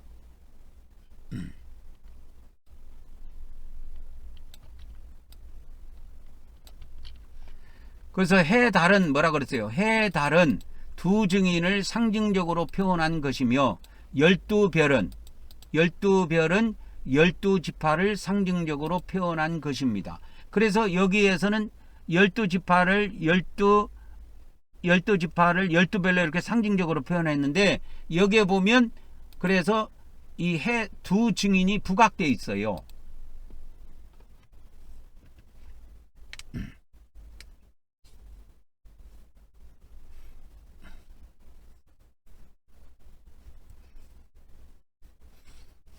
그래서 이 비밀을 이렇게 우리가 잘 이해하셔야 됩니다. 나중에 이제 해와 달, 또 12별 이런 것들도 세밀하게 나중에 해석해 줄 시간이 있습니다.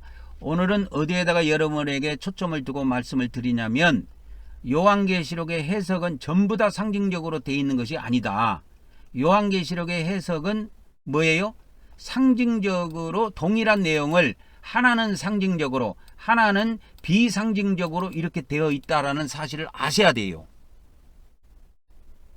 그리고 상징적으로 되어 있다 할지라도 그것을 중간중간에 요한계시록에 보면 해석을 넣어놨어요. 사도 요한이. 그거는 사도 요한이 임의대로 해석을 하는 것이 아니고, 이미 천사를 통해서 이미 알려줄 때 그렇게 다 음성으로 그대로 들려주고 기록하도록 한 겁니다. 요한계시록은 사도 요한이 인위적으로 추가한 내용이 하나도 없고 뺀 것도 없어요. 그래서 요한계시록 22장에 보면 18절 19절에 보면 더하지도 말고 빼지도 말라고 이야기한 겁니다. 이 요한계시록에다 더하지도 말고 빼지도 말라는 거예요. 그래서 이 하나님의 종이 요한계시록에는 14장으로 이렇게 14만 4천으로 나올 때는 이게 상징적 표현이 아니고 비상징적 표현이에요. 근데 자꾸 기독교에서는 이걸 계시록 14만 4천 명이 상징화되어 있다고, 뭐 12 곱하기 12, 뭐 곱하기 1000은 뭐 어쩌고 저쩌고, 12는 뭐고 12는 뭐고, 이거 자꾸 해석합니다. 그러고 뭐 14만 4천이 뭐냐? 그러니까 뭐 총 구원받은 하나님의 백성의 수다. 야, 이 사람들아, 이게 14만 4천이 다 구원받은 하나님의 백성의 수면 능히 셀 수 없는 무리는 그러면 뭐가 되냐, 이거? 그게 다 하나님의 백성의 수면 능히 셀 수 없는 이 무리는 뭐냐고. 그러니까 좀 돌팔이 같은 소리 좀 하지 말라고, 이 사람들아. 말도 안 되는 소리 하지 마. 이거는 수를 셀 수 없기 때문에 숫자를 밝힐 수 없는 것이고, 14만 4천은 그 수를 하나님이 알려주셨기 때문에 요한계시록에도 그 수를 밝혀놓은 거예요. 왜? 이게 능히 셀 수 없는 무리나 14만 4천은 비상징적인 표현이라니까. 이 능히 셀 수 없는 무리를 요한계시록 12장에서는 한 여자로 표현하고 있어요. 그래서 이 여자로 표현했을 때는 붉은 영이 와갖고 막 이 여자를 박해를 해요. 그러니까 여자가 도망을 가지 아니하면 살 수가 없어. 그래서 여자가 강야로 도망가는 내용이 계시록 12장에 나와요. 7장에는 안 나와요. 이게 7장에는 이미 천년왕국이 돼가지고 하나님 앞에 구원의 영광을 돌리고 있는 상태이기 때문에 요한계시록 7장에는 그게 안 나와요. 요한계시록 그 7장에는 보면 봐보세요. 아무도 능히 쓸 수 없는 큰 무리가 나와 흰옷을 입고 하나님 앞에 나갈 때 정결한 흰옷을 입고 나갑니다. 근데 이들이 손에 뭘 들고 있어요? 종려가지 나무를 들고 보호자 앞과 어린 양 앞에 서서 영광을 돌리는 겁니다. 구원하심이 보좌에 앉으신 우리 하나님과 어린 양에게 있사옵나이다. 이렇게 우리가 이렇게 대환란 동안에 구원받은 것은 오직 하나님께, 우리 성부 하나님과 성자 하나님께 있습니다. 이렇게 한 겁니다. 우리 아버지 하나님과 아들 하나님께 있사옵니다. 이걸 드리는 거예요. 그래서 여기에 요한계시록에 보면 아버지만 찬송받는 게 없어요. 아들도 찬송을 받아요, 같이. 그래서 우리 하나님과 어린 양에게 구원이 있사옵나이다. 이미 구원받은 상태예요. 그러니까 옆에 있는 수많은 모든 천사들도 그 보호자와 장로들과 네 생물 주위에 서 있다가 보호자 앞에 엎드려 갖고 하나님 앞에 경배를 올린단 말이야. 이게 천년왕국에 드리는 경배의 형식입니다. 지금은 교회가 하나님께 엎드려 경배를 안 하지만 이 신약시대 마지막 때 왕국복음이 증거되면서 하나님께 엎드려 경배하는 것도 같이 증언돼요. 그래서 제가 이거를 증언하고 있다고. 엎드려서 경배하라. 엎드려서 하는 거예요. 이게 경배라고 하는 것은 프로스키네오인데 예배하다 그 뜻입니다. 예배하다, 경배하다 똑같은 뜻이에요. 그래서 신약 성경의 헬라어에 보면 예배하다, 경배하다가 같은 단어인데 헬라어로 프로스키네오야. 그래서 헬라어를 내가 한번 보여드릴게요.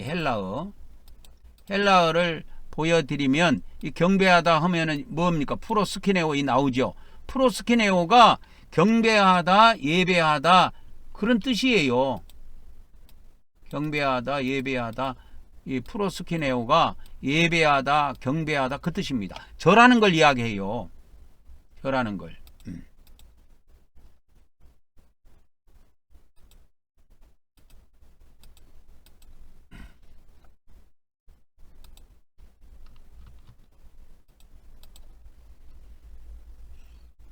그래서 이렇게 프로스키네오 하면 예배하다, 경배하다 그런 의미를 갖고 있다라는 것을 아시기 바랍니다.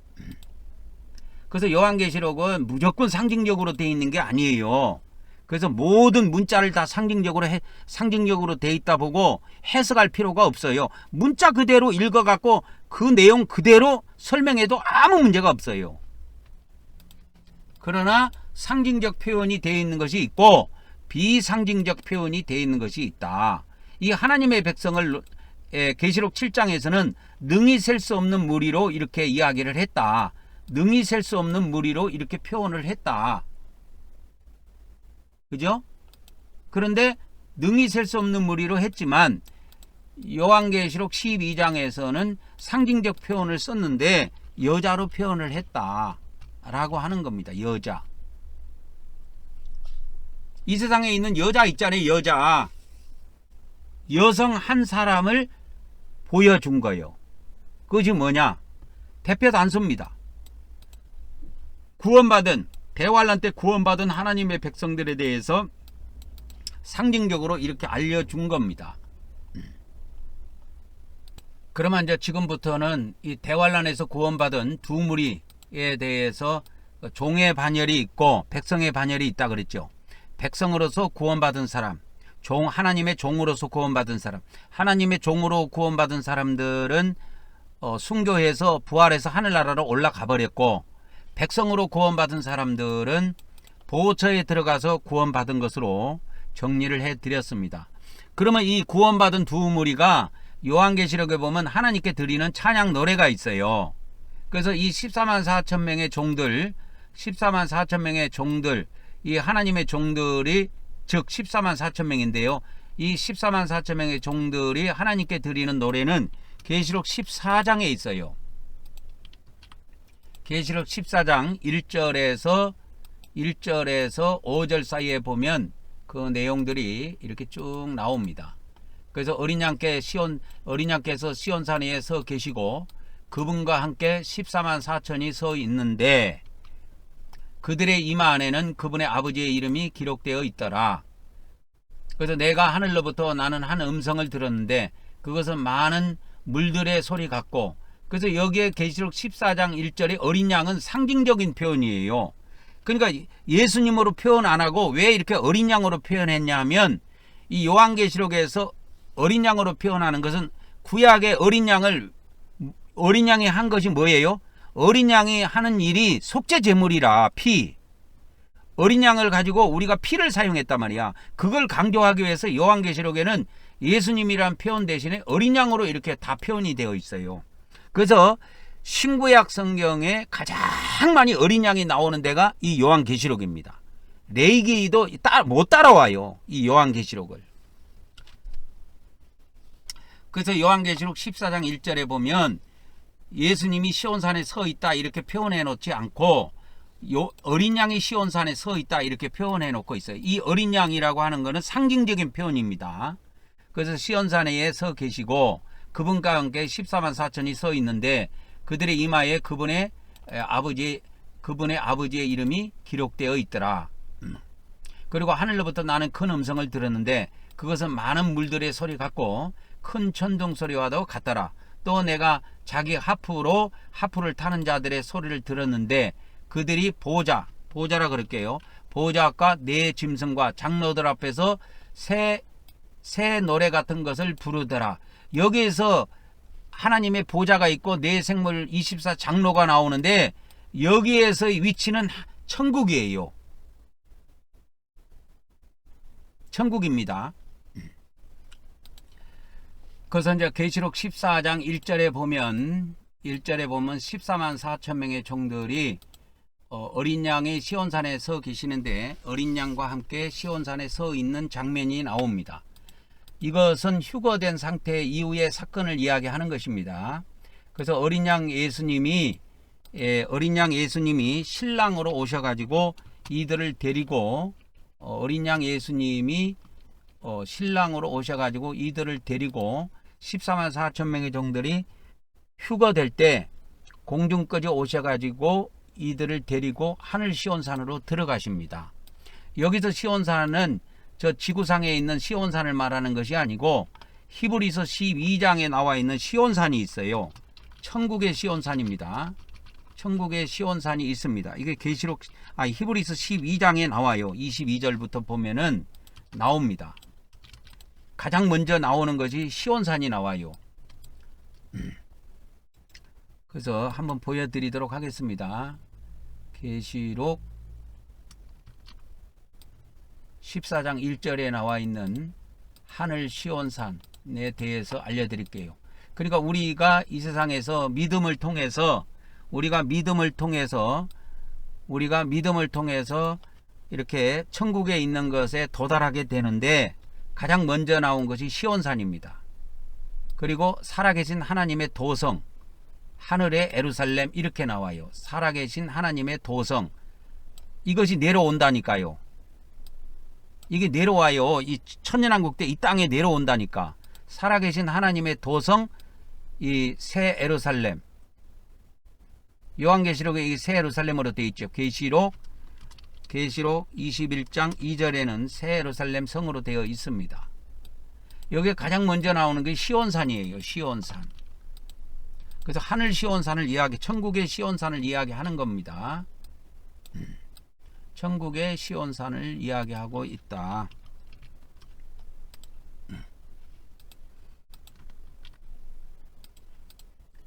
그래서 히브리서 12장 22절에 보면 우리가 신약시대에 우리가 믿음으로 천국에 도달하는 것이 여러 가지가 있는데 거기서 첫 번째로 나온 게 시온산이에요.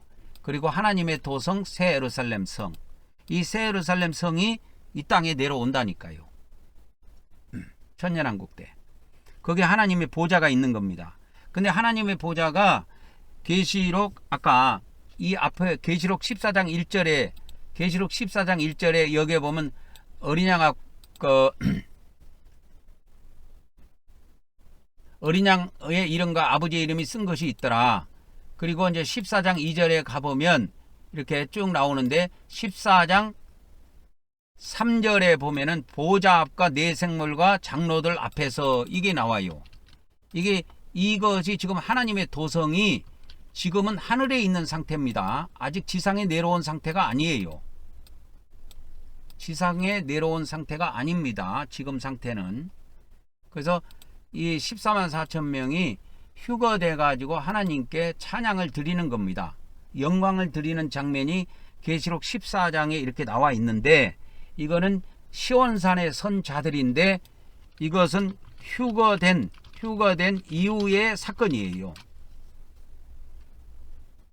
그래서 어린 양 예수님이 신랑으로 오셔가지고 공중에 오셔가지고 이 신부들을 데리고 하늘나라 지성소로 들어갑니다.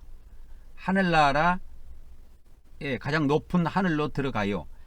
가장 먼저 어떤 거지? 시온산이고, 그러니까 이 시온산 주위에 하나님의 도성이 있다고 보면 됩니다. 그래서 히브리서 그래서 12장 22절에는 우리 신약 시대에 우리가 믿음으로 도달하는 천국에 도달하는 곳이 여러 가지가 있는데 시온산도 도달할 수 있고 하나님의 도성도 도달할 수 있고 천만 천사에게도 우리가 도달할 수 있고 이 믿음으로 다 도달할 수 있다고 하는 겁니다. 그래가지고 히브리서 12장 22절부터 24절까지 한 8개 9개의 내용이 나와요. 그래서 여기에 있는 히브리서 12장 22절에서 24절에 나와 있는 이 모든 것은 천국에 다 존재한 겁니다. 그래서 이거 다 찾아 드릴게요. 그러면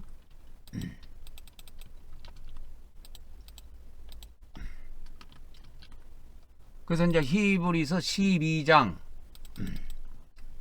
23절에 보면은 하늘에 기록된 장자들의 모임과 교회, 그 다음에 만민의 심판자이신 하나님, 그 다음에 의인들의 영들, 그 다음에 언약의 중보자이신 예수님, 그 다음에 아벨의 피보다 더 나은 말하는 뿌린 피. 이게 뿌림의 피입니다. 뿌림의 피. 그래서 천국에 우리가 영원 세계에서도 하나님 앞에 우리가 사용할 수 있는 천국의 뿌림의 피가 있어요. 천국에서도 피뿌림이 있습니다. 그래서 히브리서 12장 24절에 보면은 예수님과 뿌림의 피, 이 다 천국에 있는 것을 이야기하는 겁니다. 그리고 23절에는 이와 같이 교회, 천국에 있는 교회 이거 이야기하고 있고 하나님도 거기에 계시고 의인들의 영들도 천국에 계신다. 하나님도 거기에 계신다. 그 다음에 22절에는 시온산이 나오고 하나님의 도성 새 예루살렘 이것에 대해서 나오는 겁니다. 이게 계시록 21장 2절에 나와 있는 새 예루살렘 성입니다. 그리고 거기에 또 많은 천만 천사가 있어요.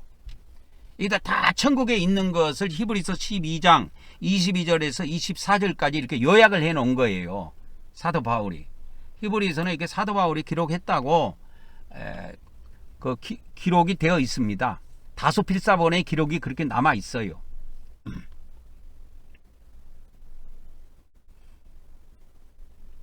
그래서 여기에 보면 히브리서 12장 22절에 시온산이 나오는데 이 계시록 14장 1절에 나오는 이 시온산은 하늘 시온산을 이야기하는 겁니다. 저 이스라엘 땅에 있는 그 시온산을 이야기하지 않습니다. 구약 성경에 나와 있는 시온산을 이야기하지 않고 요한계시록 14장 1절에 나와 있는 시온산은 히브리서 12장 22절에 나와 있는 천국의 시온산을 이야기합니다.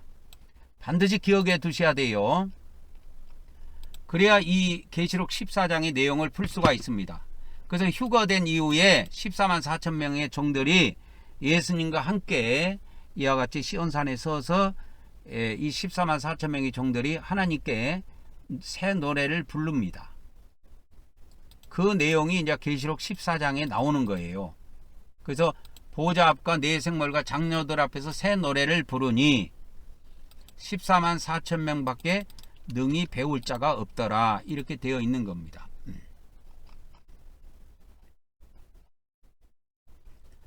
그래서 이제 이들이 새 노래를 부릅니다. 시온산의 선자들이 이렇게 이제 시온산의 선자들이 이제 여기에 보면 보좌 앞에 선자들 그렇게 해요. 보좌 앞에 선자들이 뭘 하냐면 새 노래를 이렇게 이제 새 노래를 부릅니다. 이 14만 4천 명 밖에는 이 노래를 배울 수가 없어요.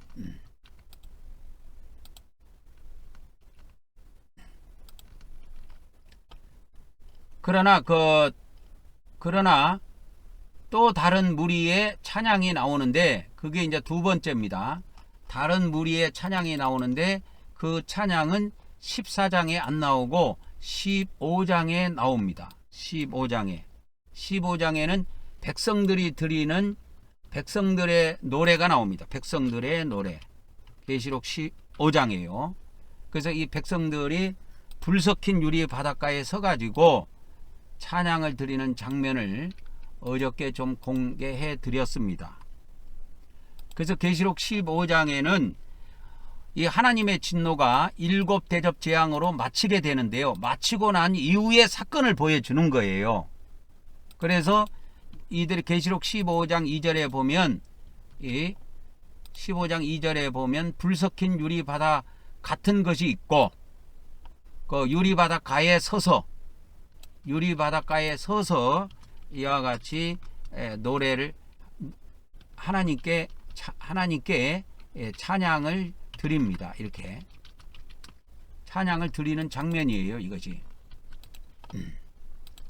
그래서 계시록 15장 2절에 보면은 내가 또 보니 불이 섞인 유리바다 같은 것이 있고 짐승과 그의 우상과 그의 이름의 수를 이기고 벗어난 자들이 유리바닷가에 서서 이렇게 나오죠. 검은 거를 가지고 하나님께 찬양을 돌리는 장면입니다.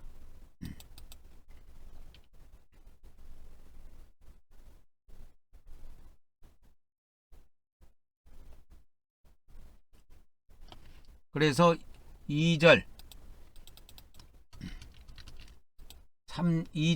벗어난 자들이 유리 바닷가에 서서 이제 찬양하는 노래가 이제 3절에 나옵니다. 3절. 그래서 유리 바닷가에 서서 노래를 드립니다. 유리 바닷가에 서서 하나님의 백성들이 하나님께 드리는 노래 내용이 나와요. 내용이 나옵니다. 계시록 15장 3절하고 4절에 나와요. 4절까지도 여기다가 복사해 드리도록 하겠습니다. 4절까지 나옵니다. 그래서 3절에 읽어보면 하나님의 종 모세의 노래와 어린 양의 노래를 불러 이렇게 나오죠. 어린 양의 노래를 불러 이르되, 여기서부터 이제 찬양 노래가 들어가는 겁니다. 주 하나님 곧 전능하신 이시여 하시는 일이 크고 놀라우시도다 이렇게 하면 안 되고 놀라우십니다. 놀랍습니다 해도 되고 놀라우십니다. 만국의 왕이시여 주의 길이 이렇게 하면 안 되고 주님의 길이 의롭고 참되시옵니다. 이렇게 하나님 앞에는 이 사람들아 존칭어를 써야 된다니까. 하나님이 너가 애들이냐? 말을 놓게. 우리가 대통령 앞에도 말을 못 놔요. 그런데 어떻게 하나님 앞에 찬양을 드리면서 말을 놓습니까? 주여, 누가 주의 이름을 주님 이렇게 번역해야 돼. 누가 주님의 이름을 두려워하지 아니하며 영화롭게 하오리이까 오직 주님만 거룩하십니다. 주님의 의로우신 일이 나타났음에 만국이 와서 주님께 경배하리이다. 엮으지 해가지고 이게 찬양이 다 그쳐요.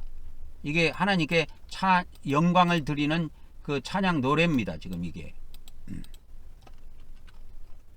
그래서 모세의 노래와, 이 모세의 노래는 이스라엘 백성이 출애굽하고 나서 드린 노래예요. 출애굽기 15장에 보면 이게 나와요.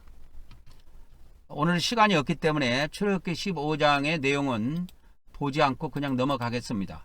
출애굽기 15장에 보면 이스라엘 백성들이 이제 애굽에서 구원받고 홍해를 건너고 난 다음에 하나님께 이렇게 찬양을 드리는 내용이 있습니다.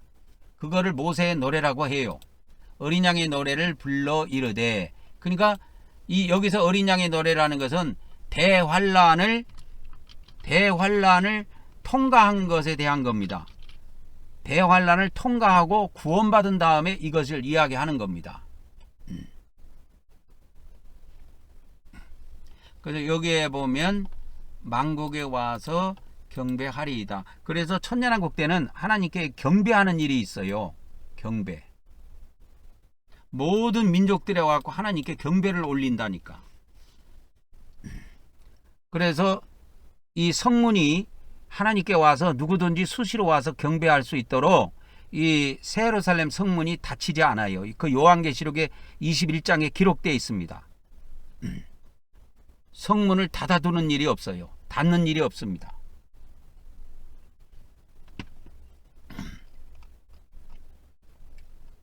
그래서 하나님의 백성들이 하나님께 드리는 구원을 받고 불 섞인 유리바다에서, 그러니까 여기에는 하나님의 보좌 앞에 가서 지금 드리는 찬양 이전에, 보좌 앞에 가기 전에 드리는 찬양이에요. 보좌 앞에 가서 드리기 전에 찬양이다 이 말이요. 그러면 이제 이거는 바닷가에서 드리는 것이고, 그죠? 예, 바닷가에서 드리는 찬양이다 말이에요. 이거는 바닷가에서 드리는 찬양이고, 이것 말고 그러면 하나님의 백성들이 또 두 번째로 드리는 찬양이 있다 그랬죠. 이건 유리바닷가에서 드리는 것이 아니고 하나님의 보좌 앞에 서서 하나님께 드리는 찬양이 있고 영광이 있어요. 이건 아까 제가 이야기해 드렸죠. 그죠? 이거는 요한계시록 7장에 있는 거다고 이야기해 드렸잖아요. 요한계시록 7장에. 그래서 요한계시록 7장 9절부터 보면은 이 내용들이 이렇게 쭉 나옵니다. 그래서 능히 셀 수 없는 큰 무리가 흰옷을 입고 손에 종려가지를 들고 보좌 앞과 어린 양 앞에 서서, 그러니까 여기서 보좌 앞과 어린 양 앞에는 이게 이 땅에 임한 새 예루살렘 성 안에서 드리는 거예요. 새 땅에 임한 새 예루살렘 성 안에 있는 보좌 앞에서 드리는 장면입니다. 이거를 알지 못하면 요한계시록을 해석할 수가 없어요. 그래서 이 요한계시록은 이렇게 복잡합니다, 여러분. 여러분 같은 보좌라도 이게 땅에 있는 보좌인지 하늘에 있는 보좌인지 이때까지 이것을 구분해서 이야기해 준 사람을 나는 본 적이 없어요. 다 보좌라 그러니까 아, 저 천국에 있는 보좌인갑다. 그러니까 이 백성들도 다 휴거됐다 이렇게 이야기한다고. 야, 이 사람들아, 백성은 여자로 표현되어 있는데 여자는 하늘에 들어간 적이 없어. 요한계시록에 보초에 들어간 거지. 근데 이 백성들이 나와갖고 보좌 앞에서 영광을 돌린다니까. 그러면 이 보좌가 어디냐? 천국에 있는 보좌가 아니라니까. 이 땅에 임한 거야. 이게 계시록 21장 2절에 보면 이 새 예루살렘 성이 이 땅에 임한다고 그랬죠. 하늘에서 내려온다 그랬잖아요. 다시 한번 보여줄까? 계시록 21장 2절에 거룩한 성 새 예루살렘이 하나님께로부터 하늘에서 내려오니, 하늘에서 내려온다니까 이 땅에. 그리고 3절에 보면 하나님의 장막이라고 하는 하나님의 성막이, 이 하나님의 이 성막이 사람들과 함께 있다니까. 이 새 땅에 내려온 거예요. 여기서 사람들이라는 건 보호처에서 나온 사람들이에요. 백성들이라니까, 백성들. 그래서 여기에서 지금 그 계시록 이 보좌 앞에 서서 이들이 하나님께 이렇게 영광을 드리는 건 계시록 7장 9절에 이렇게 나와 있는데, 예, 보좌 앞에서 하나님께 영광을 드리는 장면이 계시록 7장 9절에 나와요. 여기에서의 보좌는 천국에 있는 보좌가 아니야. 이 새 땅에 임한 새 예루살렘 성 안에 있는 보좌야. 이게 이 비밀을 모르면 요한계시록은 뒤죽박죽 돼버립니다, 여러분. 이때까지 나는 요한계시록 책에나 어떤 요한계시록을 가리키는 사람이 이 보좌는 지금 새 땅에 있는 보좌입니다, 아니면 이 보좌는 지금 천국에 있는 보좌입니다, 이걸 나는 이야기해 준 거를 나는 들어본 적이 없어요. 저는 이런 것을 성령님으로부터 가르침을 내가 받았다고 했지요. 그래서 이 새 땅에 임한 새 예루살렘 성 안에 있는 보좌 앞에서 하나님의 백성들이 보호처에서 나와가지고 먼저는 불 섞인 유리바다, 이 불 섞인 유리바닷가에 서가지고 먼저 하나님께 이렇게 노래를 드리고 찬양을 드립니다. 그리고 두 번째는 이제 새 예루살렘 성 안에 들어가고 보호자 앞에 가갖고 하나님 앞에 직접 드려요. 그 내용이 계시록 7장 9절에 나온다니까요. 7장 9절부터. 그래서 7장 9절에 보호자 앞과 어린 양 앞에 서서 이렇게 나옵니다.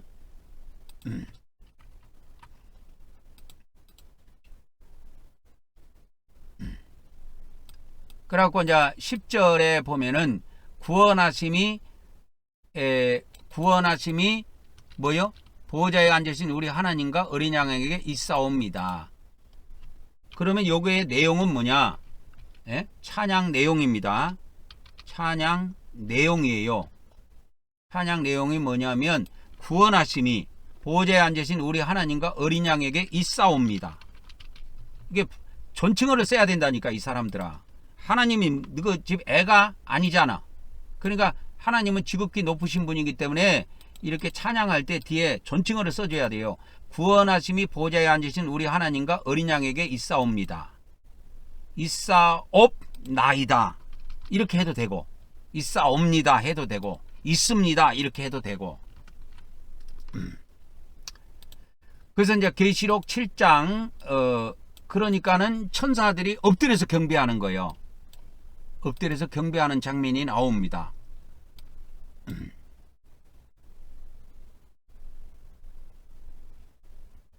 그리고 7장 13절에 이 흰옷 입은 사람이 누굽니까? 어디에서 나왔습니까? 그러니까 물어봐. 이들이 흰옷 입은 사람이에요. 그래서 이들이 하나님 앞에 찬송을 드릴 때는 깨끗한 옷을 입고 들어갑니다. 그래서 하나님 보호자 앞에 나갈 때 하나님의 백성들이 흰옷을 입고 나간다 이거예요. 깨끗한 옷을 입고, 하얀 깨끗한 옷을 입고 나가서 이와 같이 찬송을 드리는 겁니다. 그래서 이들은 뭐냐면 다 대환란에서 나온 자들이에요. 대환란에서 다 이들은 뭐예요? 대환란에서 나온 자들이며, 어린 양의 피로 깨끗이 씻음 받은 자들입니다.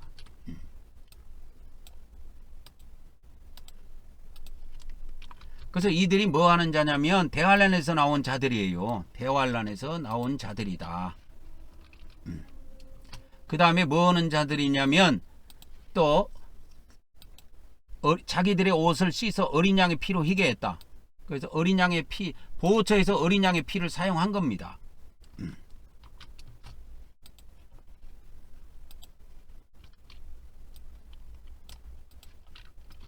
보호처에서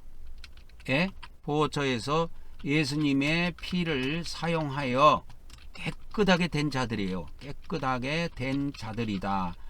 그래서 이 마지막 때 요한계시록을 증언할 때 예수님의 피를 사용하는 복음도 같이 증거가 됩니다. 그래서 우리 한국경복교회는 일반 교회하고 예배가 달라요. 일반 교회 여러분 뭐 장로교 또 뭐 순복음교 감리교 성결교 침례교 그런데 예수님 피 안 뿌리지요. 정통이라고 하지 마세요. 뭐 정통이 좋아하고 있네. 예수님 피도 사용하지도 않은 사람들이. 우리 한국경백교회는요 이 예수님의 피를 매 주일마다 사용합니다. 그리고 저는 아침 저녁으로 하나님께 경배를 드리기 전에도 간단히 회개를 올리고 예수님 피를 뿌려서 깨끗하게 된 상태에서 경배를 올려요. 그리고 기도도 올리고. 예수님 피를 사용하지도 않는 인간들은 더러운 인간입니다.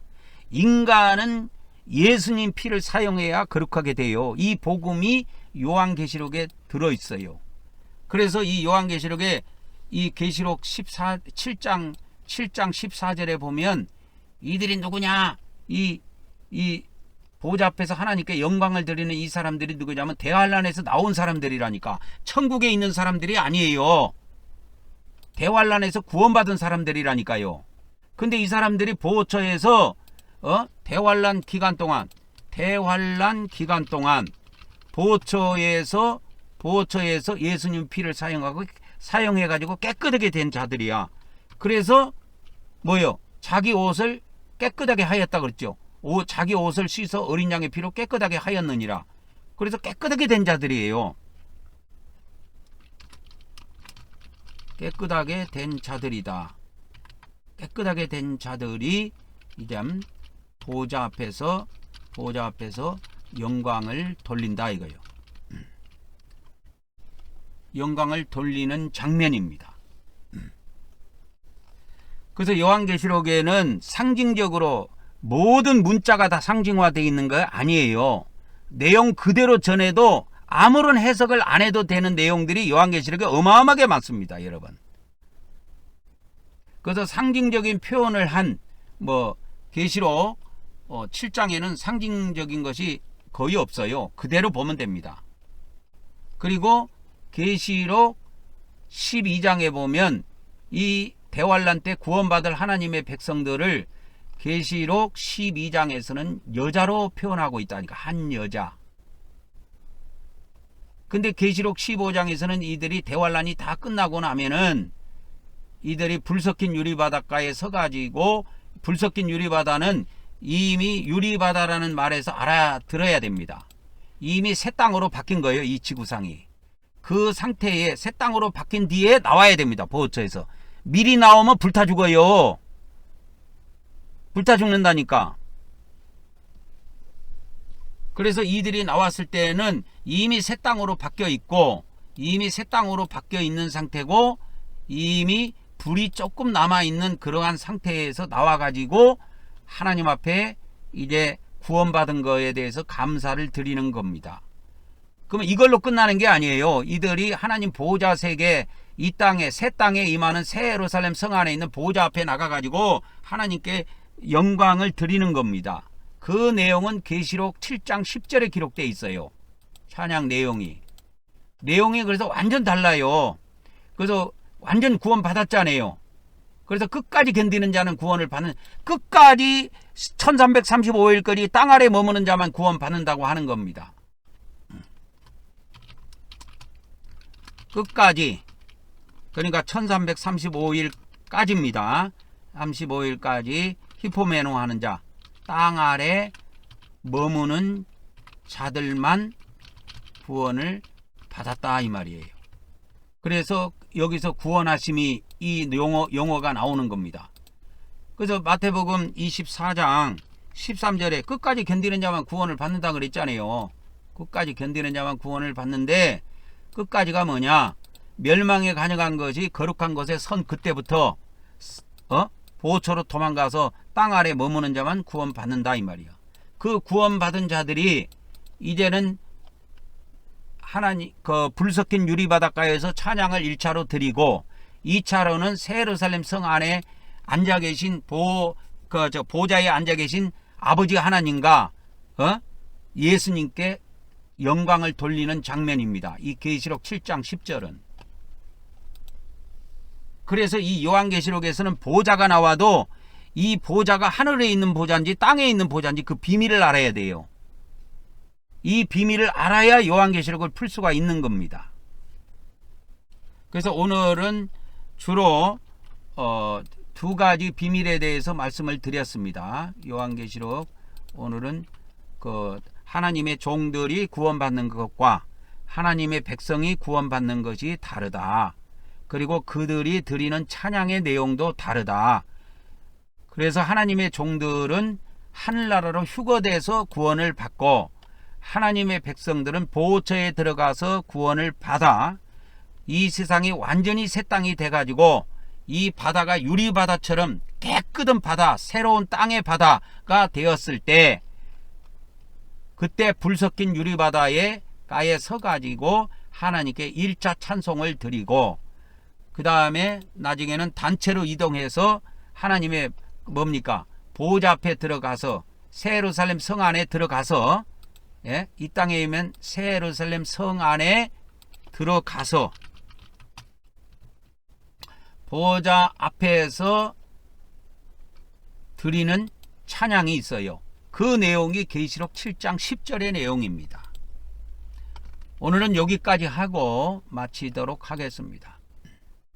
다음 시간에 뵙도록 하겠습니다.